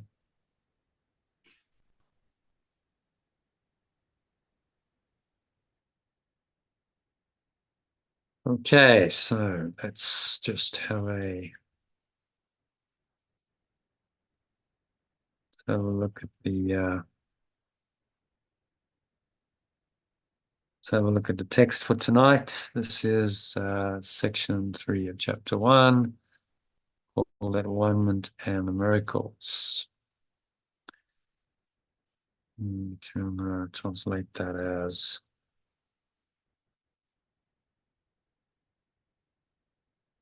atonement and corrections.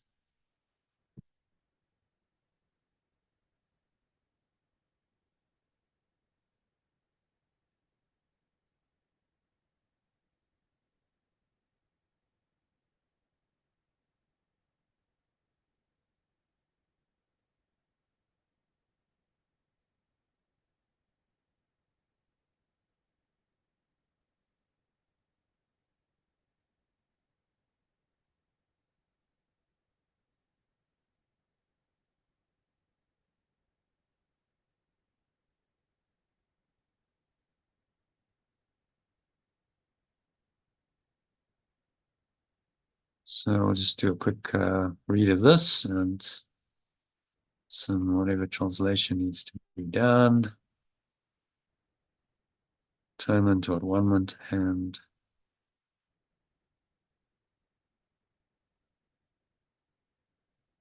corrections. So I'm in charge of the process of atonement or atonement, which I undertook to begin, says Yeshua. When you offer a miracle to any of my brothers, you do it to yourself and me. I'm in charge of the personalised, shall we? Yeshua is in charge of the process of atonement, we said, which he undertook to begin. When I offer a correction to any of my companions, I do it for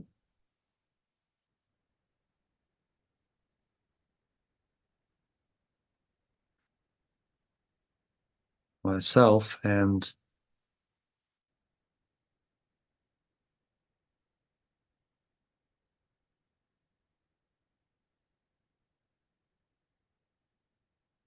Yeshua. The reason I come before him that I do not need corrections is that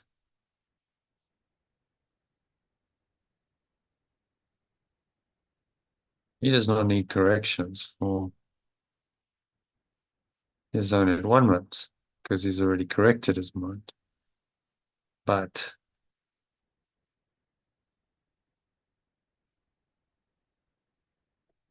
stands at the end in case I falter temporarily.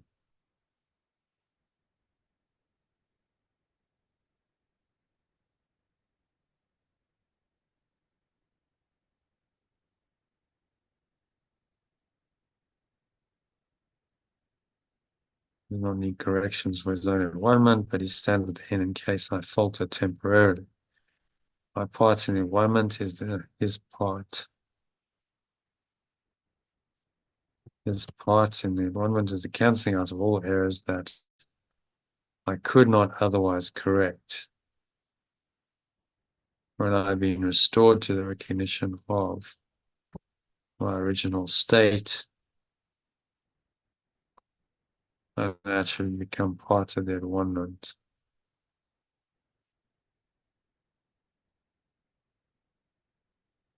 Myself.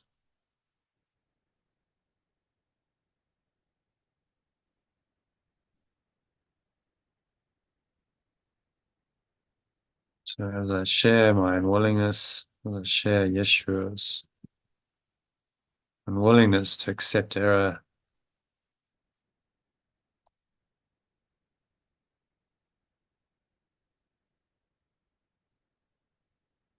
and myself, capital Self, and others,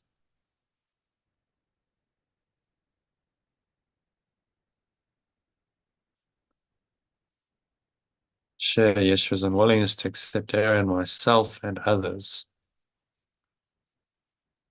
I must join the great crusade to correct it.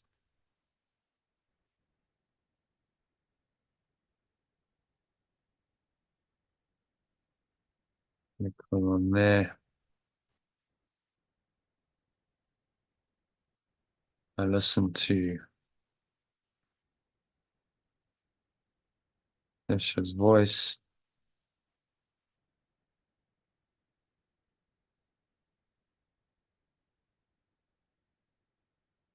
Learn to undo error and act to correct it.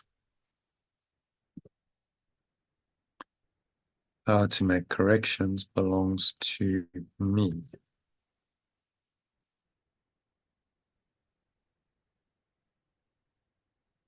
Yeshua will provide the opportunities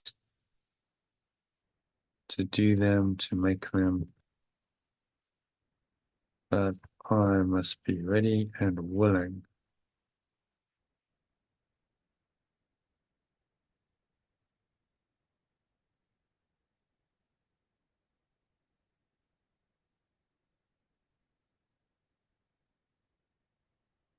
Yeshua provide the opportunities to make them, and I must be ready and willing to follow them. I must be ready and willing to make them. Doing them will bring conviction and the ability, because conviction comes through accomplishments. So we learn as we do things that it's possible to do them.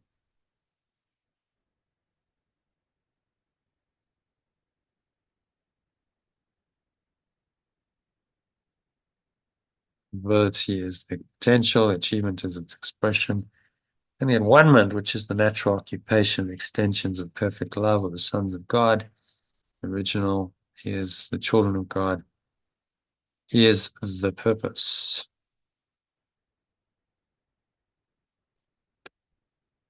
So we're saying here that I must be willing.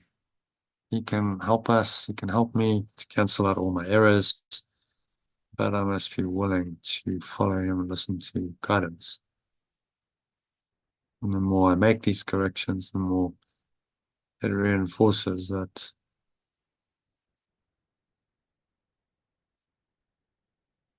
I can make them from self-perpetuate. So make a correction in the internal. If we look at integral model, briefly make the correction internally, and then that reflects in the external world, material world. So I might get a favorable result there or miracle, which reinforces that that correction is true.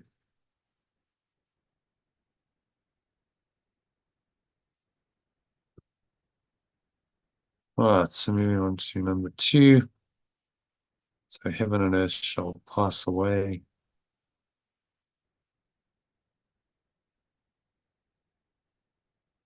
So heaven and earth shall pass away.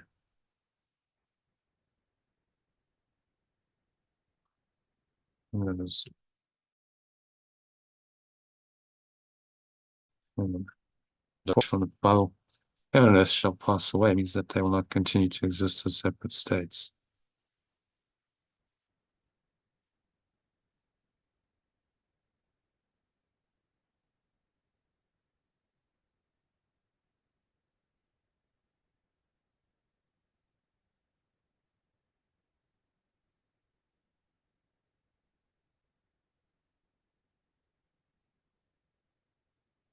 So heaven and earth shall pass away means that they will not continue to exist as separate states. my message or Yeshua's message, which is the resurrection and the life. Capital life shall not pass away, because life, capital life, is eternal. I am the work of perfect love, and its work is wholly lovable and wholly loving. This is how everyone must think and feel about themselves in their heart, because this is what they are.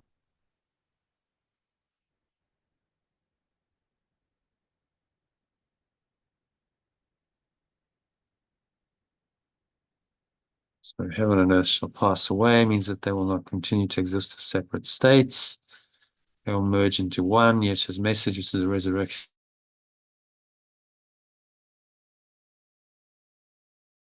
The life shall not pass away, because this is eternal. I am the work of perfect love, and its work is wholly lovable.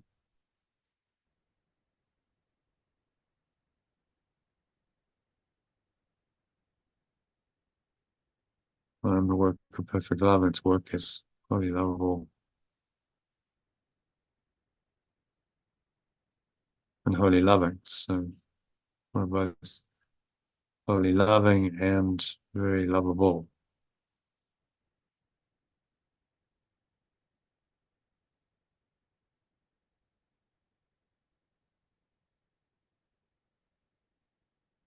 This is how everyone must think and feel about themselves in their heart, because this is what they are. So I'm wholly loving, wholly lovable, and wholly loving. Very simple. So I receive love from my source and I extend it. I'm lovable because I'm connected to my source, and I'm wholly loving because I can extend this love out to help others.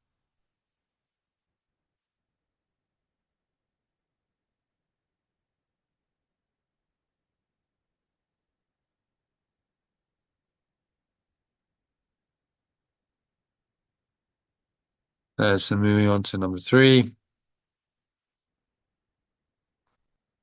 Given are the means of the atonement, when you released all the means of the atonement,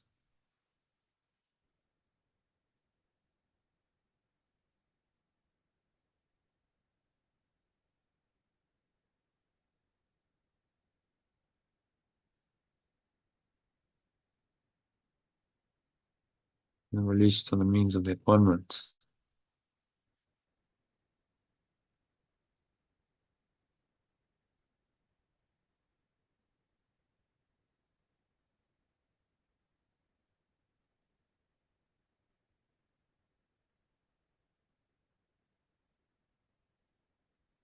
So the released or the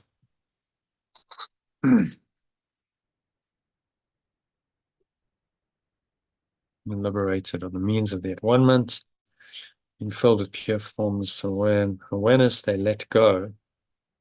They forgive in return, or let go in return. Those who are released must join in releasing their companions. So this is the plan of the atonement.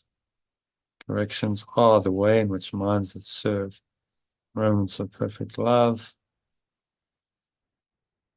unite with them. To me, he's referring to himself from Marcus. They're sure for the awakening or release of all.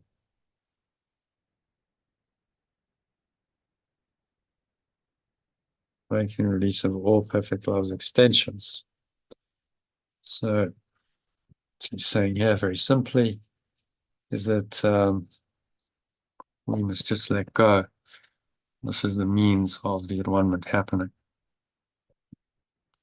Those who are released must join in releasing their companions, for this is the plan of the atonement. Corrections are the way in which minds that serve the moments of perfect love unite Yeshua for the awakening or release of all of perfect love's extensions. The corrections are the means for the unification of mind.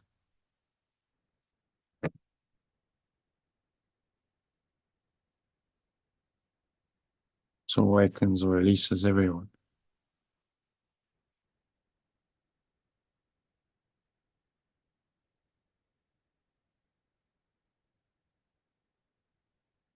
Yeah, it's moving swiftly on to number 4. I am the only one, says Yeshua, so Yeshua is anyone who can perform miracles or make corrections indiscriminately, because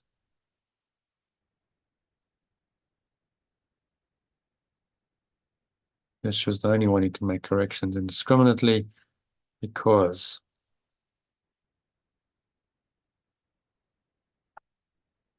he is the at-one-ment.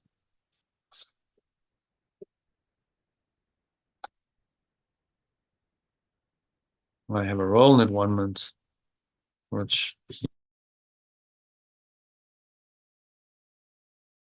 he will instruct me in. So here we have our purpose. The role in at-one-ment is your higher purpose, your life's purpose. And he will instruct you in that purpose.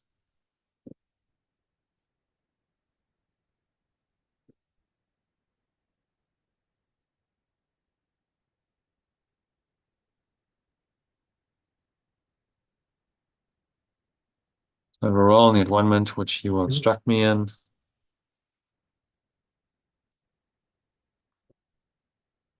I will ask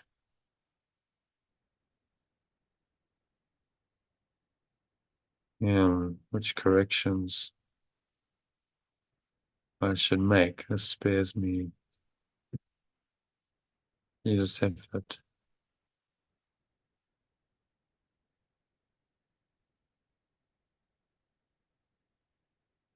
I'll ask him which corrections I should make. It spares me needless effort, because we're acting based on direct communication. Impersonal nature of the correction is an essential ingredient. This enables me to direct its application. Under my guidance, corrections lead to the highly personal experience. Under his guidance, Yeshua's guidance,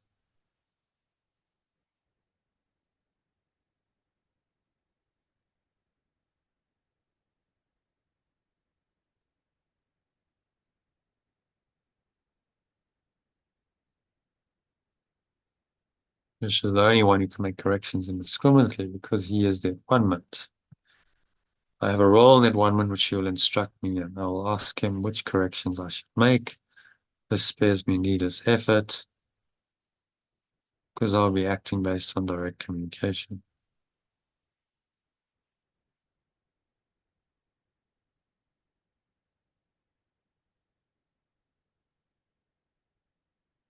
Spares me needless effort, because I'll be acting based on direct communication. Impersonal nature of the correction is an essential ingredient, because it enables me to direct its application. And it's his guidance, corrections lead to the highly personal experience.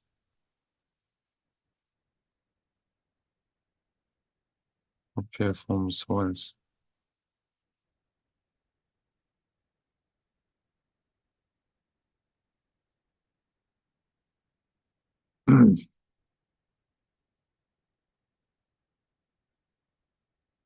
State of pure formless awareness. God does not control, but he does direct, leaving it up to me to follow. He does not enter temptation means recognize.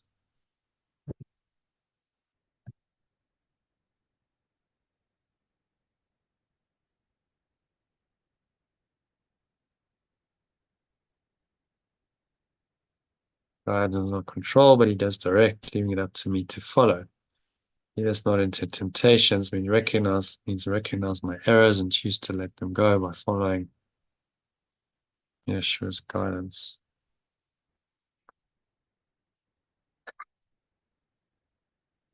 Yeah, he's saying here in summary, it's quite simple.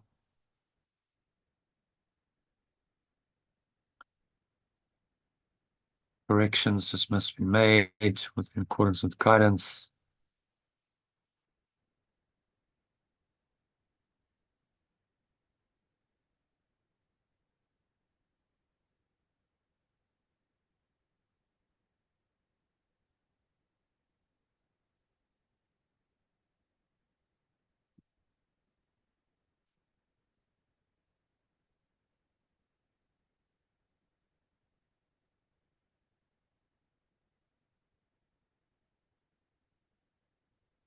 So the sum total of it is I must just recognize my errors and choose to let them go by following Yeshua's guidance. George says, these are not real.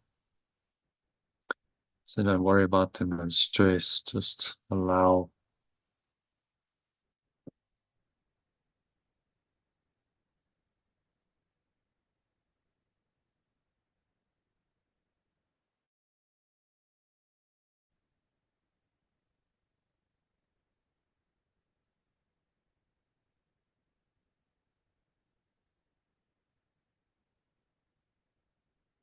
Let's move swiftly on to number 5.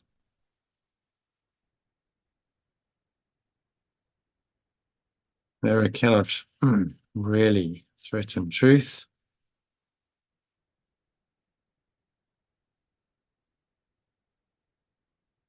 And was withstand it.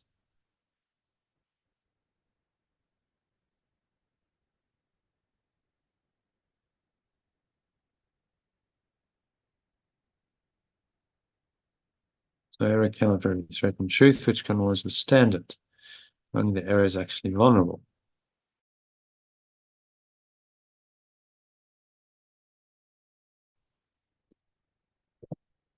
I'm free to establish a reality where I see fit. The right choice is inevitable.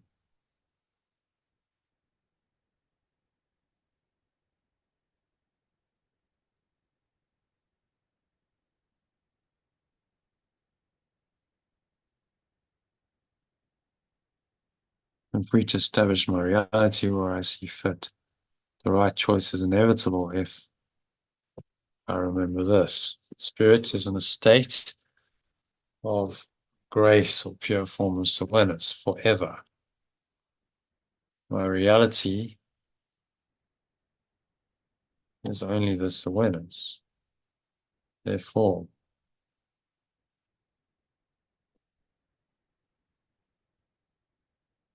I'm in a state of pure awareness forever.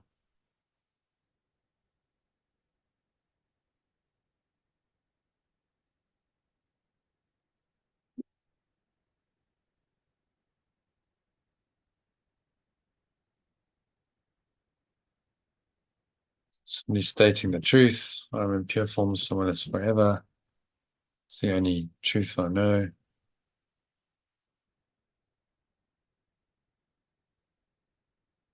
Environment undoes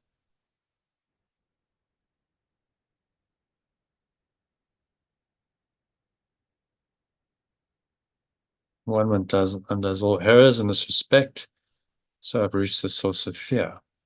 Whenever I experience perfect love of assurance as a threat, it's always because I am defending misplaced or misdirected loyalty.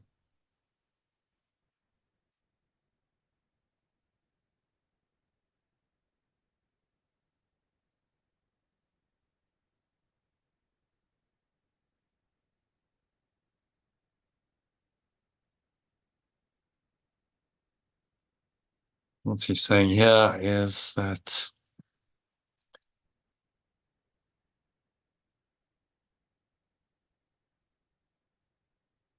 correction worker can only bless. Correction maker can only bless anyone, and this undoes their distortions.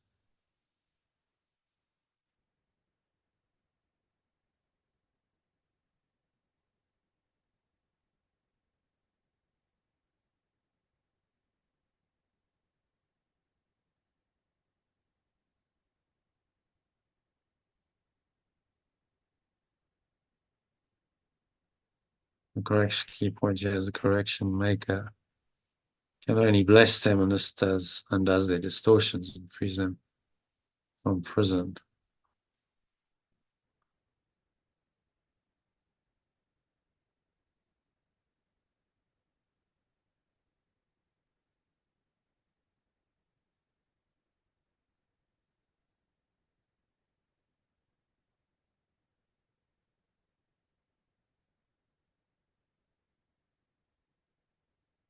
So the sum total is the correction maker can only bless anyone, and this undoes people's distortions and frees them from their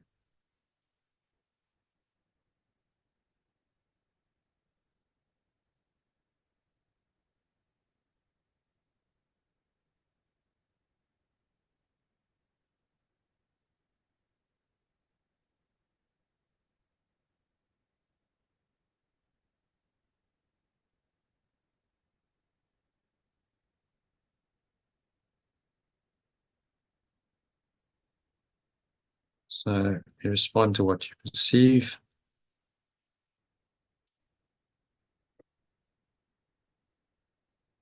I respond to what I perceive, and as I perceive, so I behave. Golden rule asks me to do unto others as I would have them do unto you.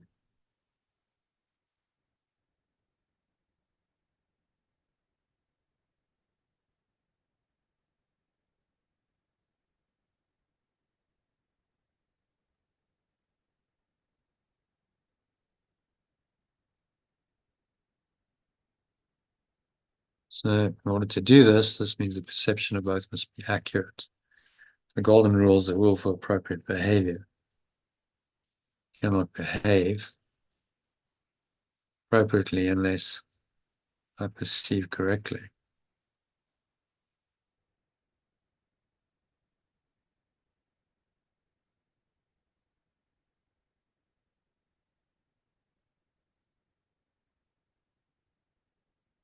Golden rule is the rule for appropriate behavior. I cannot behave appropriately unless I perceive correctly.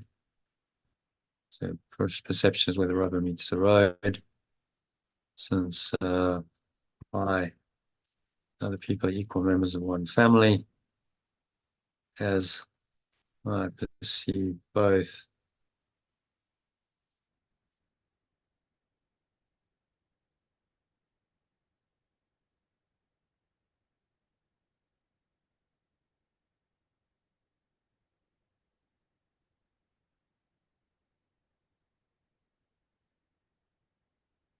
inside other people are equal members of one family, as I perceive both, so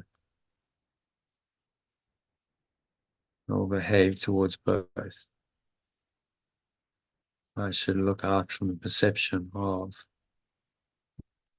my own wholeness to the wholeness of others.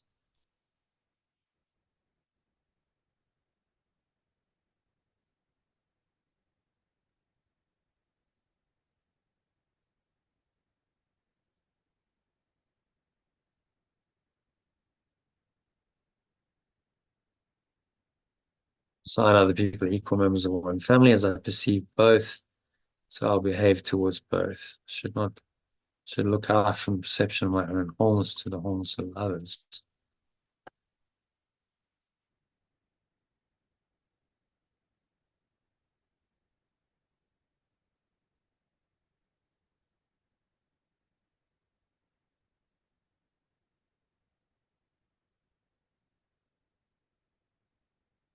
We're talking about the golden rule here. It's for rule for behavior. So as I perceive others, so I behave towards myself and others. I should look out from the perception of my own wholeness.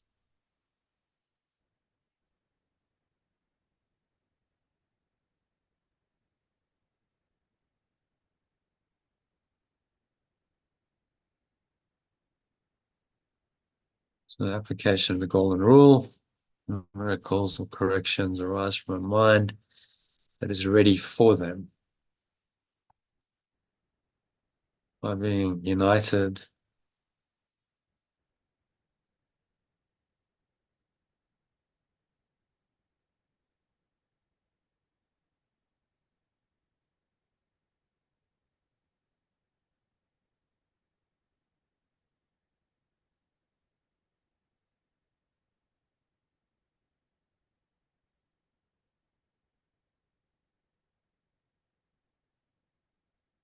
the corrections arise from a mind that is ready for them. By being united, this mind goes out to everyone, even without the awareness of the correction worker himself. In personal nature, corrections is because the one itself is one, uniting all extensions with their source.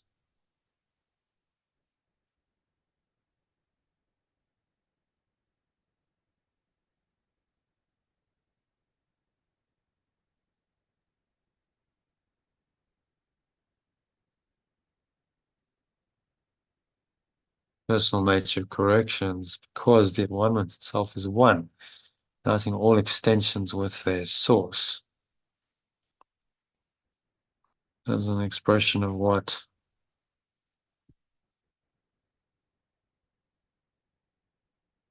I truly am, the correction places my mind in the state of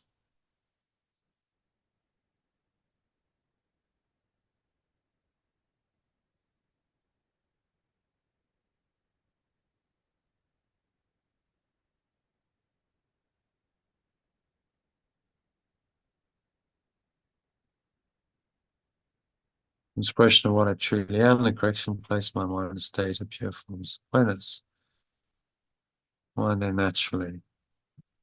The mind then naturally welcomes the source of this awareness within them, the seeming stranger without it.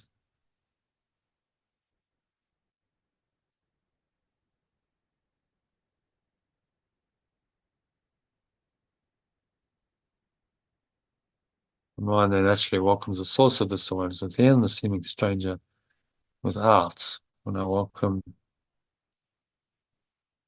in the stranger,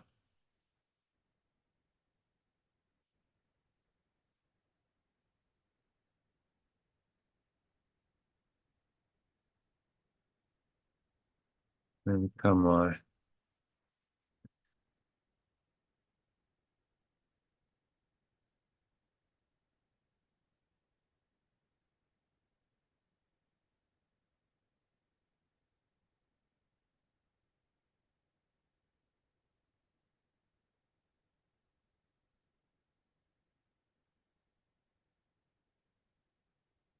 saying, I welcome in impersonal nature miracles. I see people as they are. It's an expression of what I truly am, and so the correction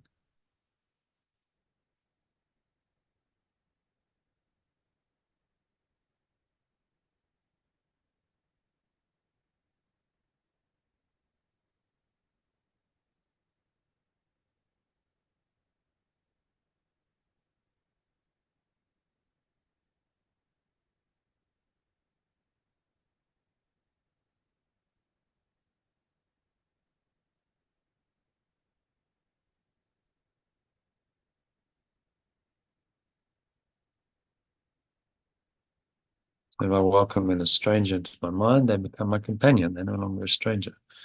Simple as that. So it's not my concern.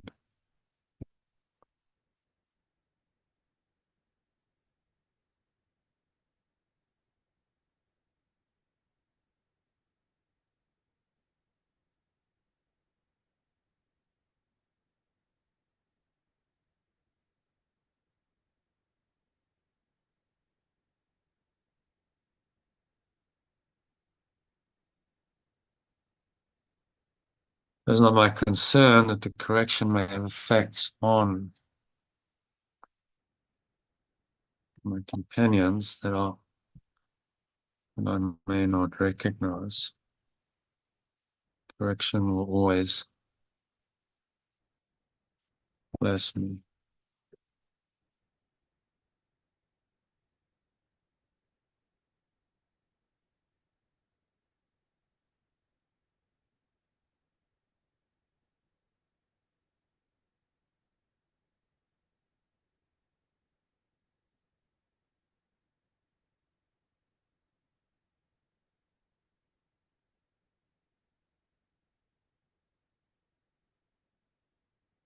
Correction will always bless me. Corrections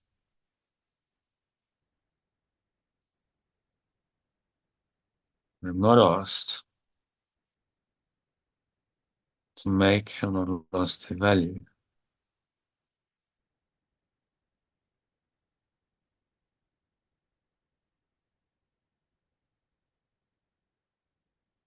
Correction will always bless me. Corrections I'm not asked to make, I'm not asked to value.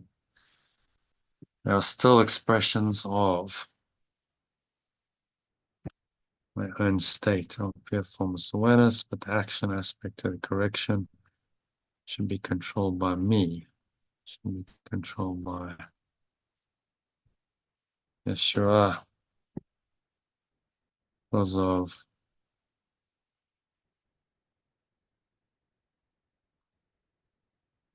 of his complete awareness of the whole plan. So we can basically hand it over to Yeshua, the true self, the Holy Spirit, whatever you want to call it.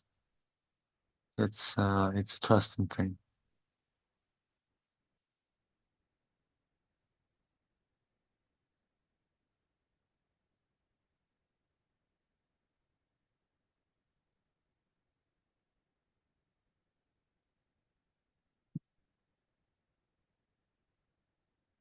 It's an impersonal nature of correction. Oneness ensures my pure formless awareness.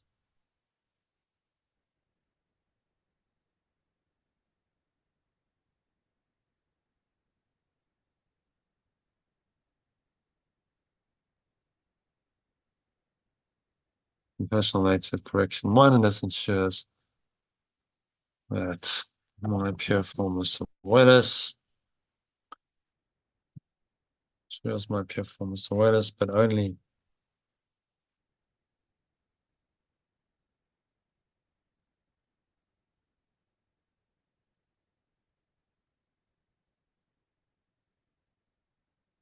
he is in a position to know where they should happen.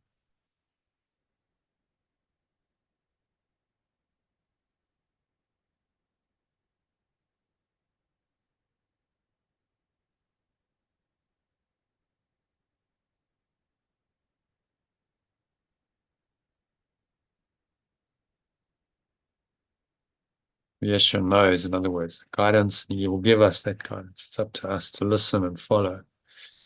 It's really a paint by numbers exercise. It's not complicated. Just got to clear away our own blocks so we can listen. And then once we're listening, we get told what to do, where to go, what thoughts to think, what words to speak and act.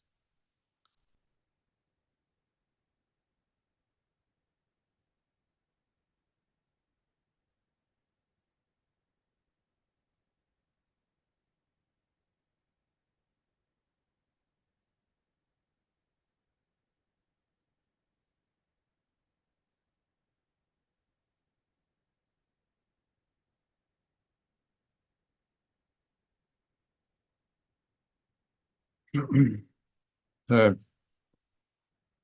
corrections or miracles are selective, only in the sense that they are directed towards those who can use them for themselves.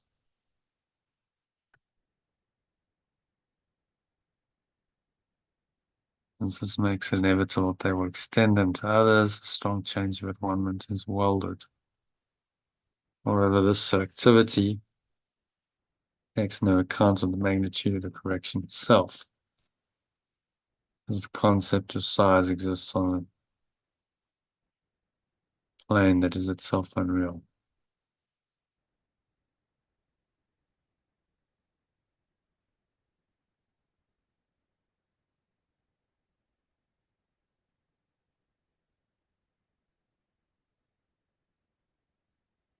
The corrections are selective only in the sense that they are directed towards those who can use them for themselves. This makes it inevitable that they will extend them to others. A strong change in requirement is welded. However, this selectivity takes no account the magnitude of the correction itself.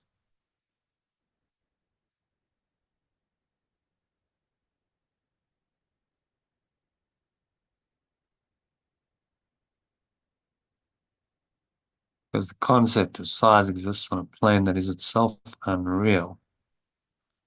So the correction aims at restoring the awareness of reality. Would not be useful to abide by the laws that govern the error it aims to correct. Chronological, so it's no. Since it aims to restore our awareness of reality, we cannot then be bound by laws that govern the error it aims to correct, because they will prevent us from awakening.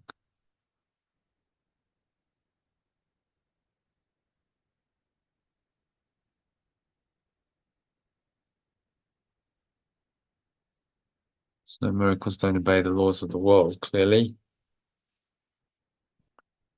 It's really the sum total of this. We must listen to guidance, follow the guidance, and we give exactly the guidance we need, moment by moment, step by step, to ultimately wake up from the dream and help our brothers to wake up. Okay, so it's just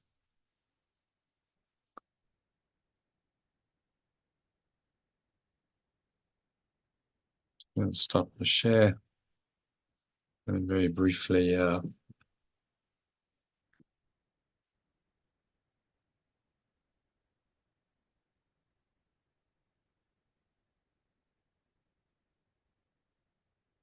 the executive summary, personalized executive summary, and it's to the first person.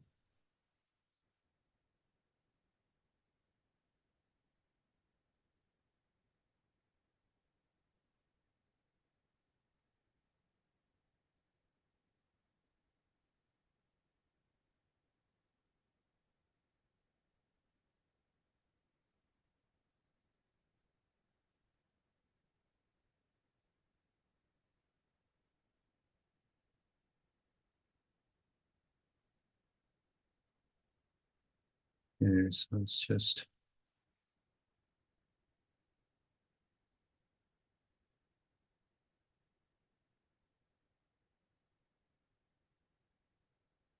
read the summary quickly.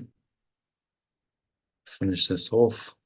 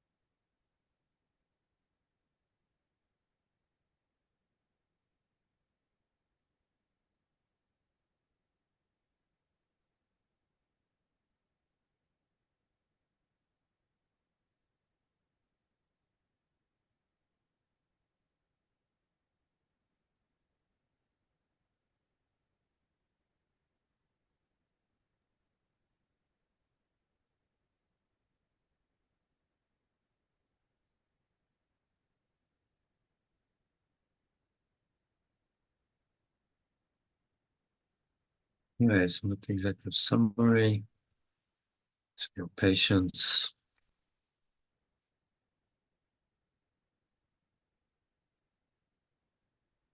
Just read that.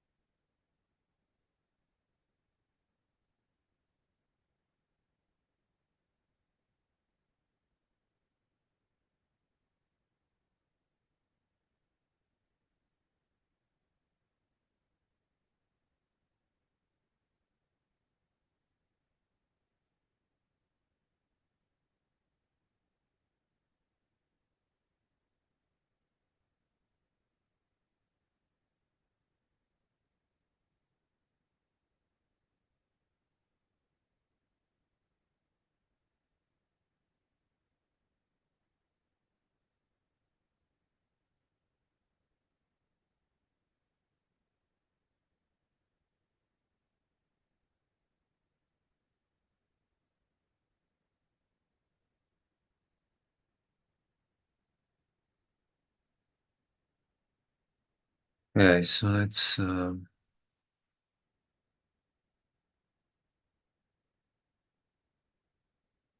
read the personalized executive summary.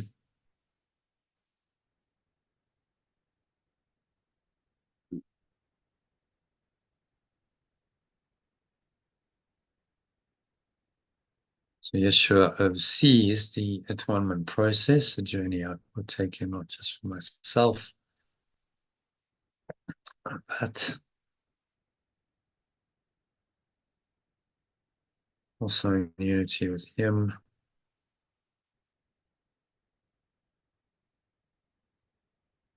and my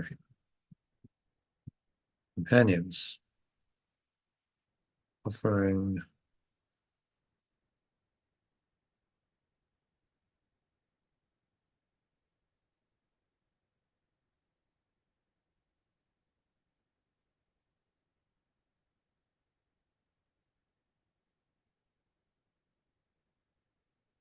offering corrections to my companions is a self-reflective act that also aligns with Yeshua's guidance.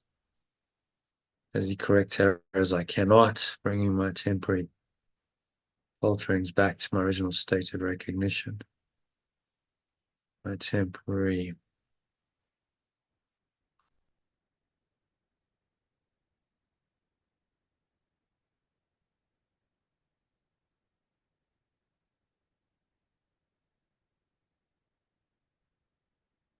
wavering back to my original state of recognition. As I embrace this path, I share in Yeshua's refusal to accept error, engaging in a collective effort to correct it, guided by his voice and the power vested in me to make these corrections.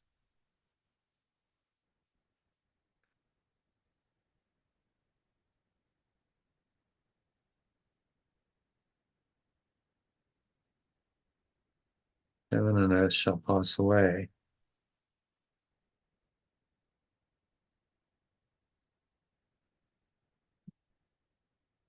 Statement. Heaven and earth shall pass away.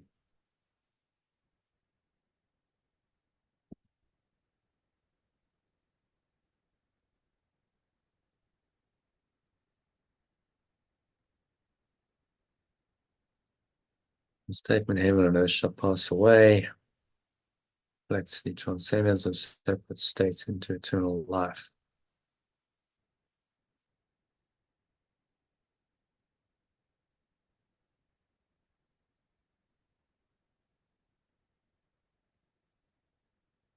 Merging with apparently separate states.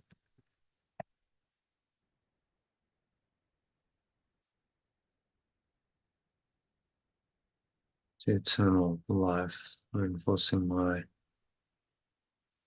identity as a creation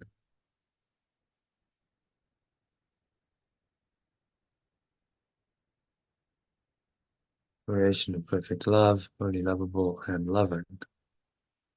This realization compels me to receive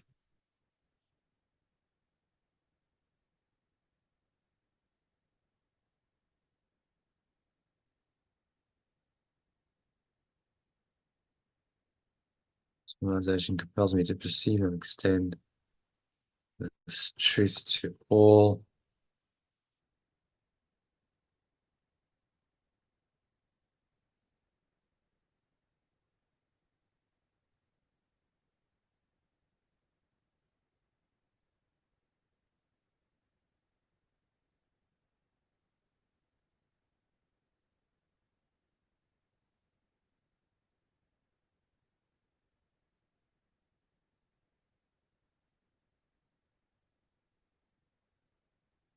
realization compels me to perceive this truth everywhere and extend it to everyone, embracing our collective role in environment.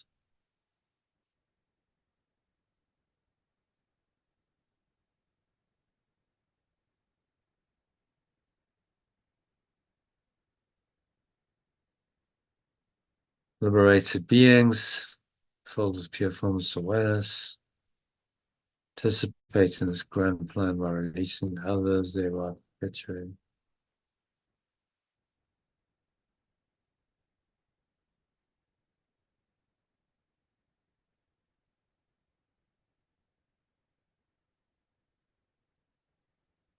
Liberated beings, filled with pure formless awareness, participate in this grand plan by releasing others, thereby perpetuating the cycle of one through corrections. Uniting minds in the service of remembrance of perfect love.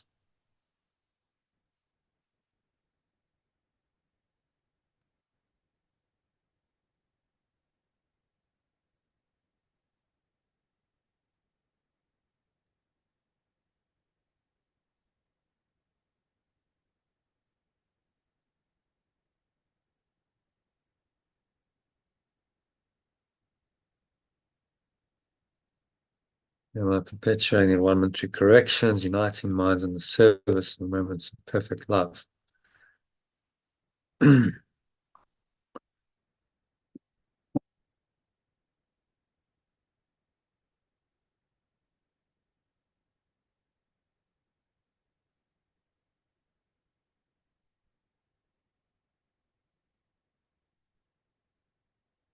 Yeshua's unique position allows him to administer corrections universally, guiding me in my role within the environment.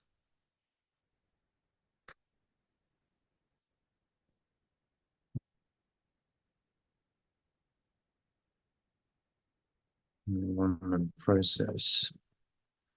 This relationship spares me from unnecessary effort, steering my corrections under his direction. Placing my corrections under his direction.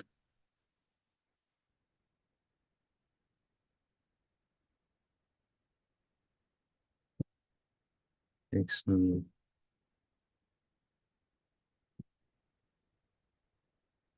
steadily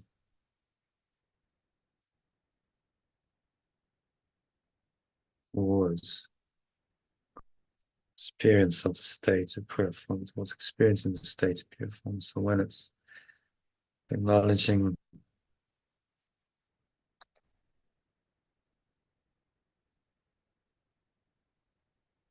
my errors and choosing to let them go,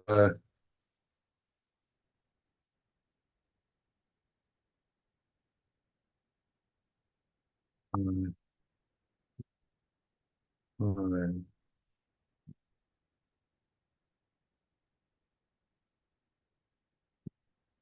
Yeshua's guidance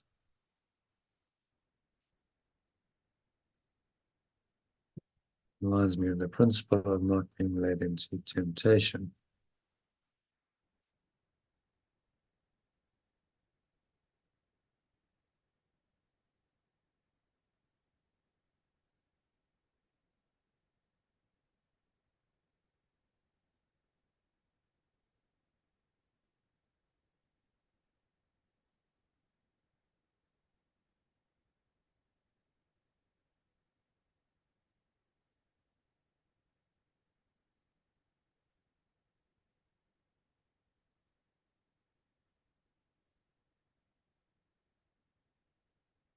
Error, inherently vulnerable.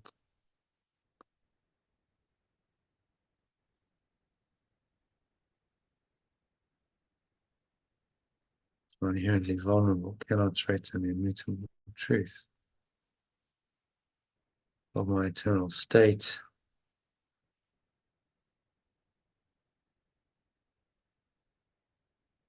Sheer form of silence.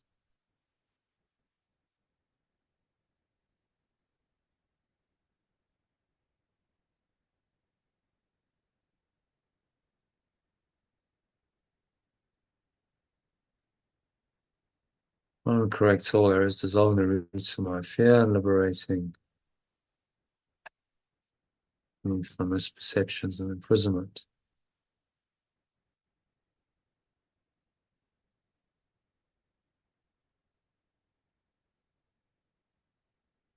My misperceptions.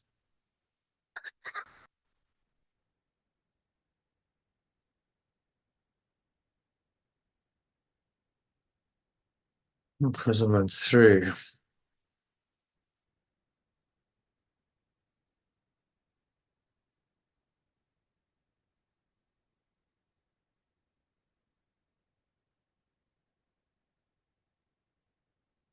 Distorted thinking and emotions.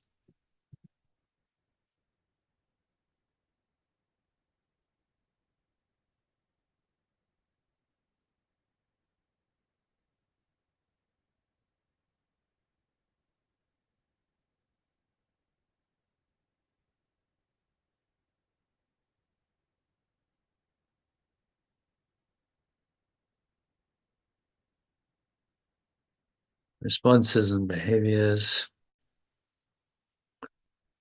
shaped by my perceptions.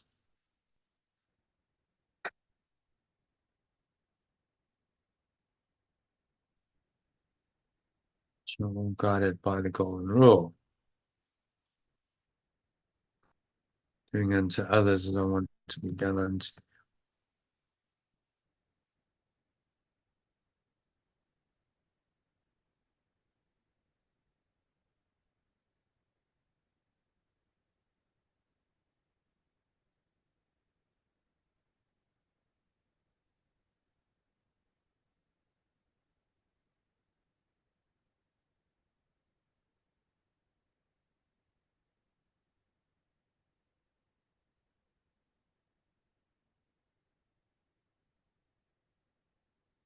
My responses and behaviors are shaped by my perceptions, which are all guided by the golden rule.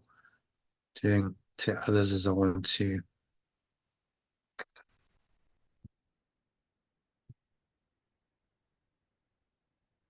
Of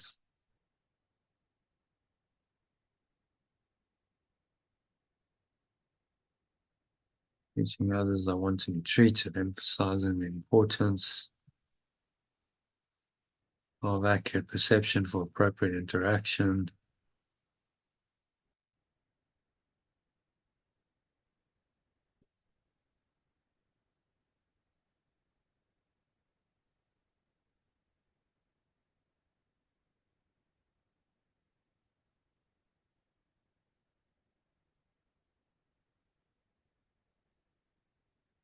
So the importance of accurate perception for appropriate interaction that recognize the shareholders.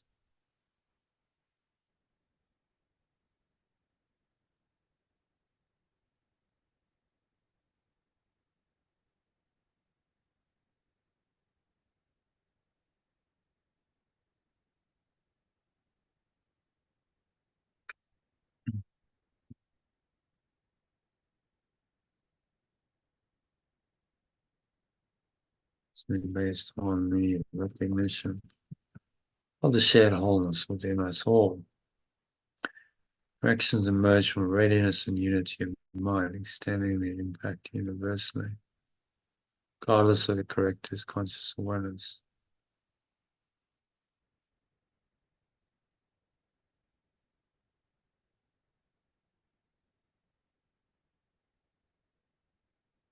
Actions emerge from a readiness and unity of mind, extending their impact universally.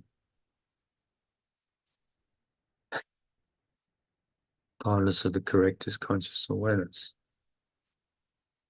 Its impersonal yet unifying nature reflects the oneness of atonement, connecting all extensions with their source.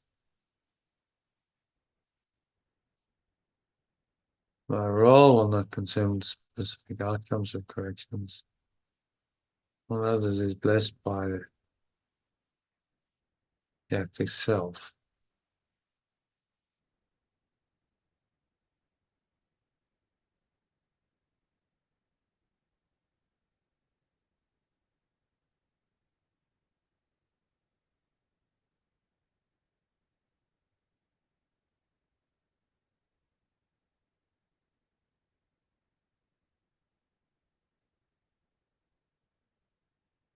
Role will not concern specific outcomes of corrections. Others is blessed by the act.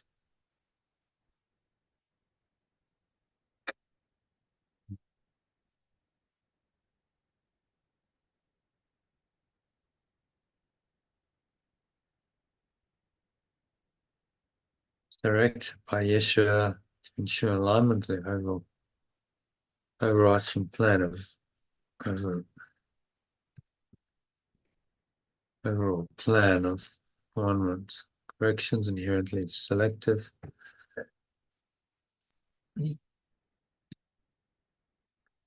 Those ready to receive and extend them transcend the limitations of size and magnitude.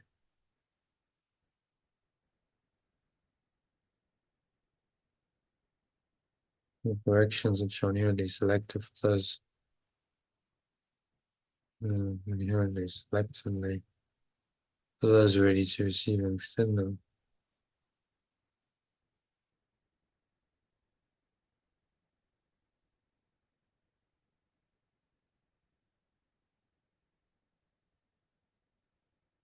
Corrections which are inherently select.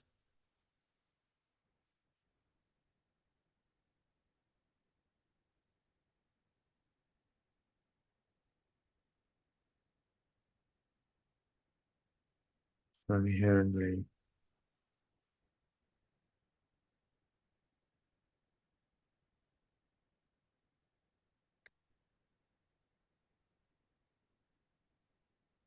or selectively for those ready to receive and extend them, transcend the limitations of size and magnitude. So they restore the awareness of reality.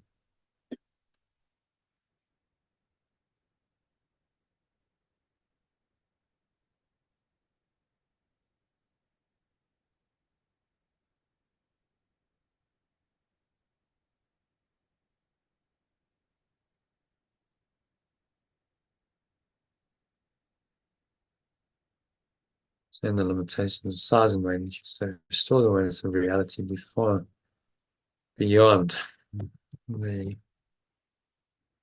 limitations of error. So just read it from the top. Yeshua oversees the one process, a journey I partake in not just for myself, but also in unity with him and my companions.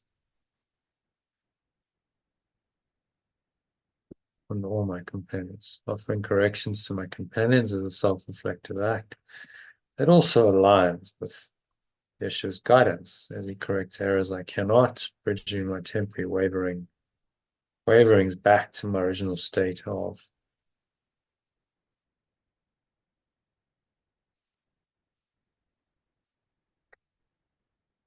recognition of the truth. Still knowing the truth. As I embrace this path, I share in Yeshua's.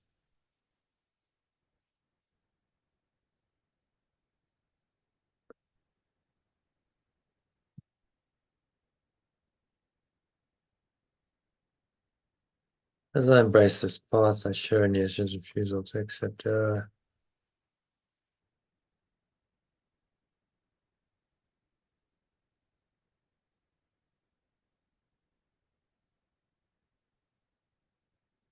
As I embrace the path, I share in Yeshua's refusal to accept error, engaging in collective effort to correct it, guided by his voice and the inherent power I have to make these corrections.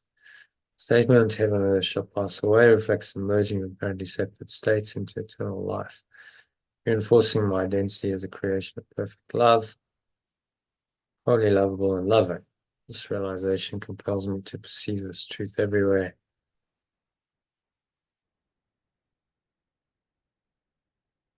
And it helps me to perceive this truth everywhere and extend it to everyone.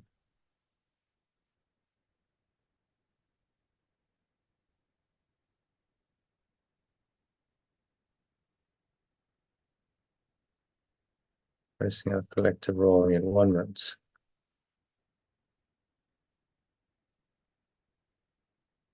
This realization helps me perceive this truth everywhere and extend it to everyone, embracing our collective role in one-ment, liberated beings filled with pure forms of awareness. Participate in this grand plan by releasing others, thereby perpetuating it one-ment through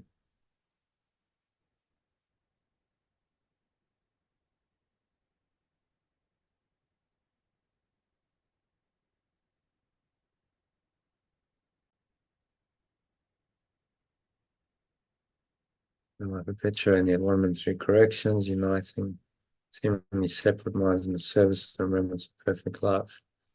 Yeshua's unique position allows him to administer corrections universally, guiding in my role in this relationship. Spares me from unnecessary effort, placing my corrections under his direction. Takes me steadily towards experiencing the state of pure formless awareness. Acknowledging my errors and choosing to let them go by following Yeshua's guidance aligns me with the principle of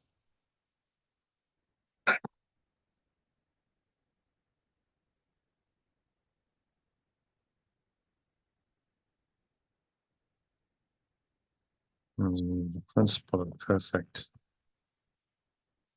oneness.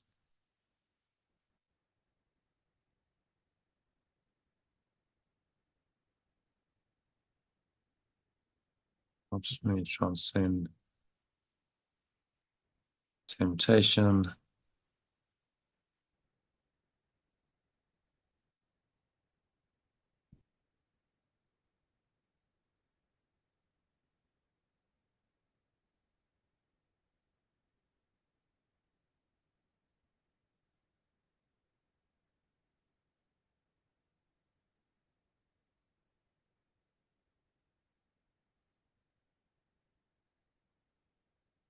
Attention to remain separate self.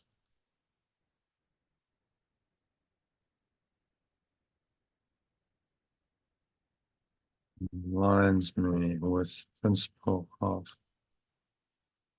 perfect oneness. Areas which are inherently vulnerable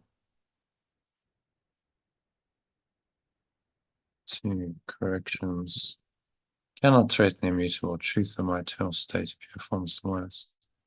So one man corrects all errors.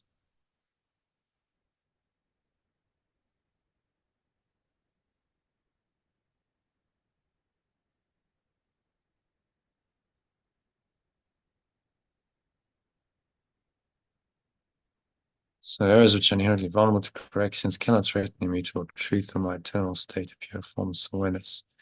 One man corrects all errors, dissolving the roots of fear and liberating me from my misperceptions and imprisonment through my distorted thinking and emotions about others.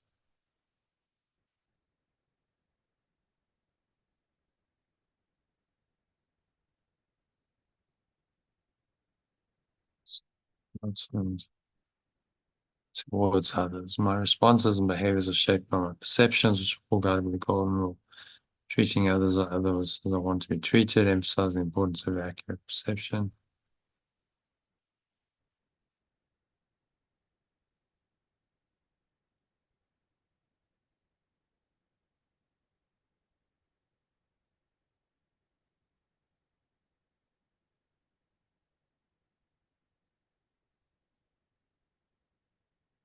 Responses and behaviors are shaped by my perceptions, which are all guided by the golden rule. Treating others as I want to be treated, emphasizing the importance of accurate perception for appropriate interaction, based on the recognition of the shared wholeness within us all. Corrections emerge from a readiness and unity of mind, extending the impact universally, regardless of the corrector's conscious awareness. And personally, the unifying nature reflects the oneness of atonement, connecting all extensions with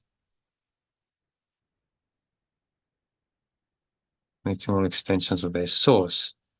A role, while not concerned with specific items of correction on others, is directed by Yeshua to ensure alignment, the overall plan of atonement. Corrections, which are selectively for those ready to receive and extend them, transcend the limitations of size and magnitude.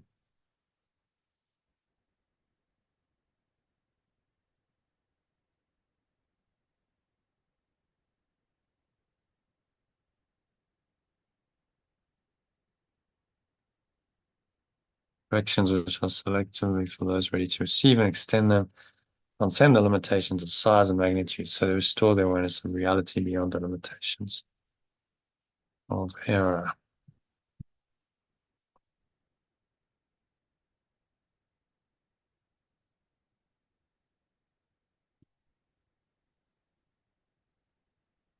So the key message is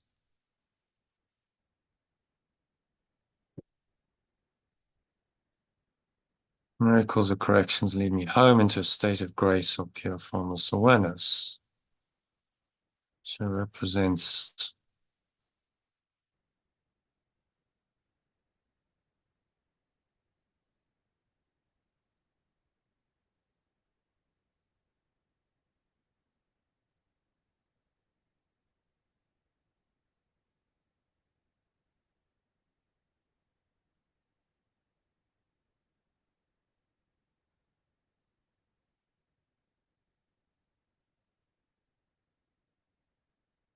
so Yeshua opens the Christ or true self in me that will tell me which corrections to make.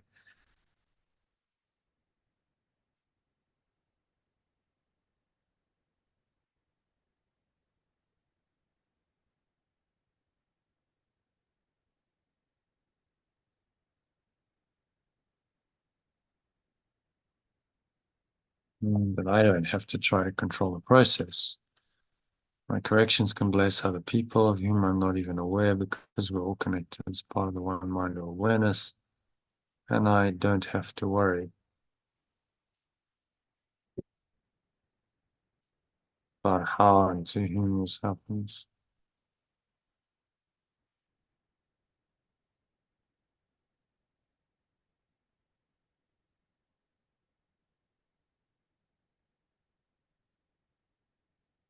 Corrections can bless other people of whom I'm not even aware, because we're all connected as part of the one mind awareness. And I don't have to worry about how and to whom this happens. I can only respect the golden rule, behave towards others as I would like them to behave towards me, when I've corrected my own perception.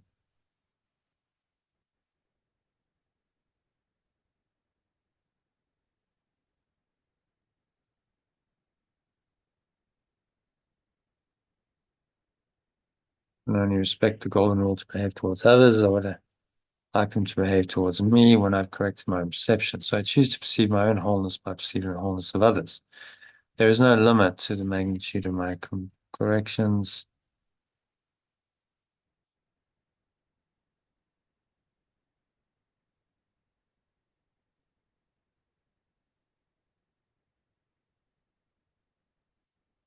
There's no limit to the magnitude of my corrections or their effects, because corrections aim at restoring the awareness of true reality. So they would not be useful if they were blind. The laws that govern the error they aim to correct.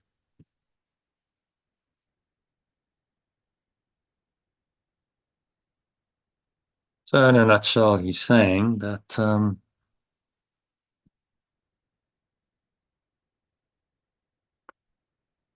we can just listen to guidance. Yeshua will help us correct any errors, come into the one-ment process by letting go of those errors, and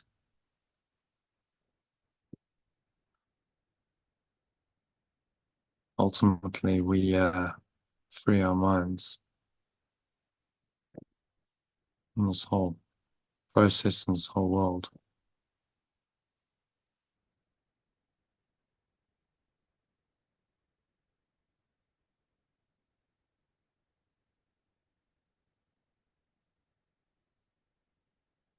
Miracles, final points, miracles, not bound by the laws. They govern the error they aim to correct.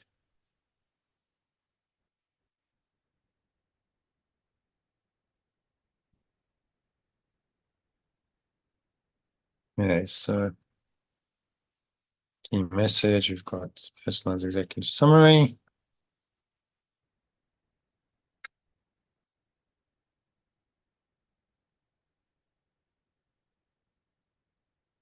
All good.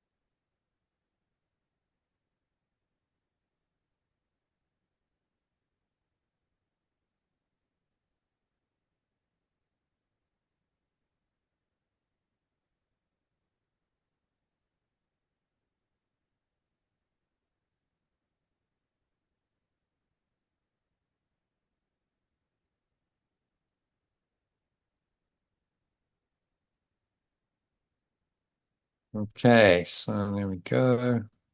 Essence of this is saying miracles bring us to 1-month corrections, help us atone, and the corrections are under the guidance of Yeshua. So if we surrender and listen to that guidance, then we need not stress and worry. It's all just happen in a very natural flowing way. And we just need to let go and go with the flow. That's essentially what the section's saying. So I hope you enjoyed that, and join us again soon online if you'd like to subscribe to the channel and hit the subscribe button. Hit the subscribe button below. And you'll be notified whenever I go live. You can also get access to some of the material that I shared up front on Telegram. Just go to lifebuild.com, hit the link below, and you can sign up to receive a daily Telegram message from me. And finally, visit us for our next masterclass. Go to AOLG.com. Register for the next masterclass to join one of these live sessions. Okay, so I hope you'll take the next step. Hope you enjoyed it, and catch you on the inside soon. Namaste, which means the true self that knows love, honors that same Christ or true self. In me, acknowledges and honors that same Christ or true self in you. Peace.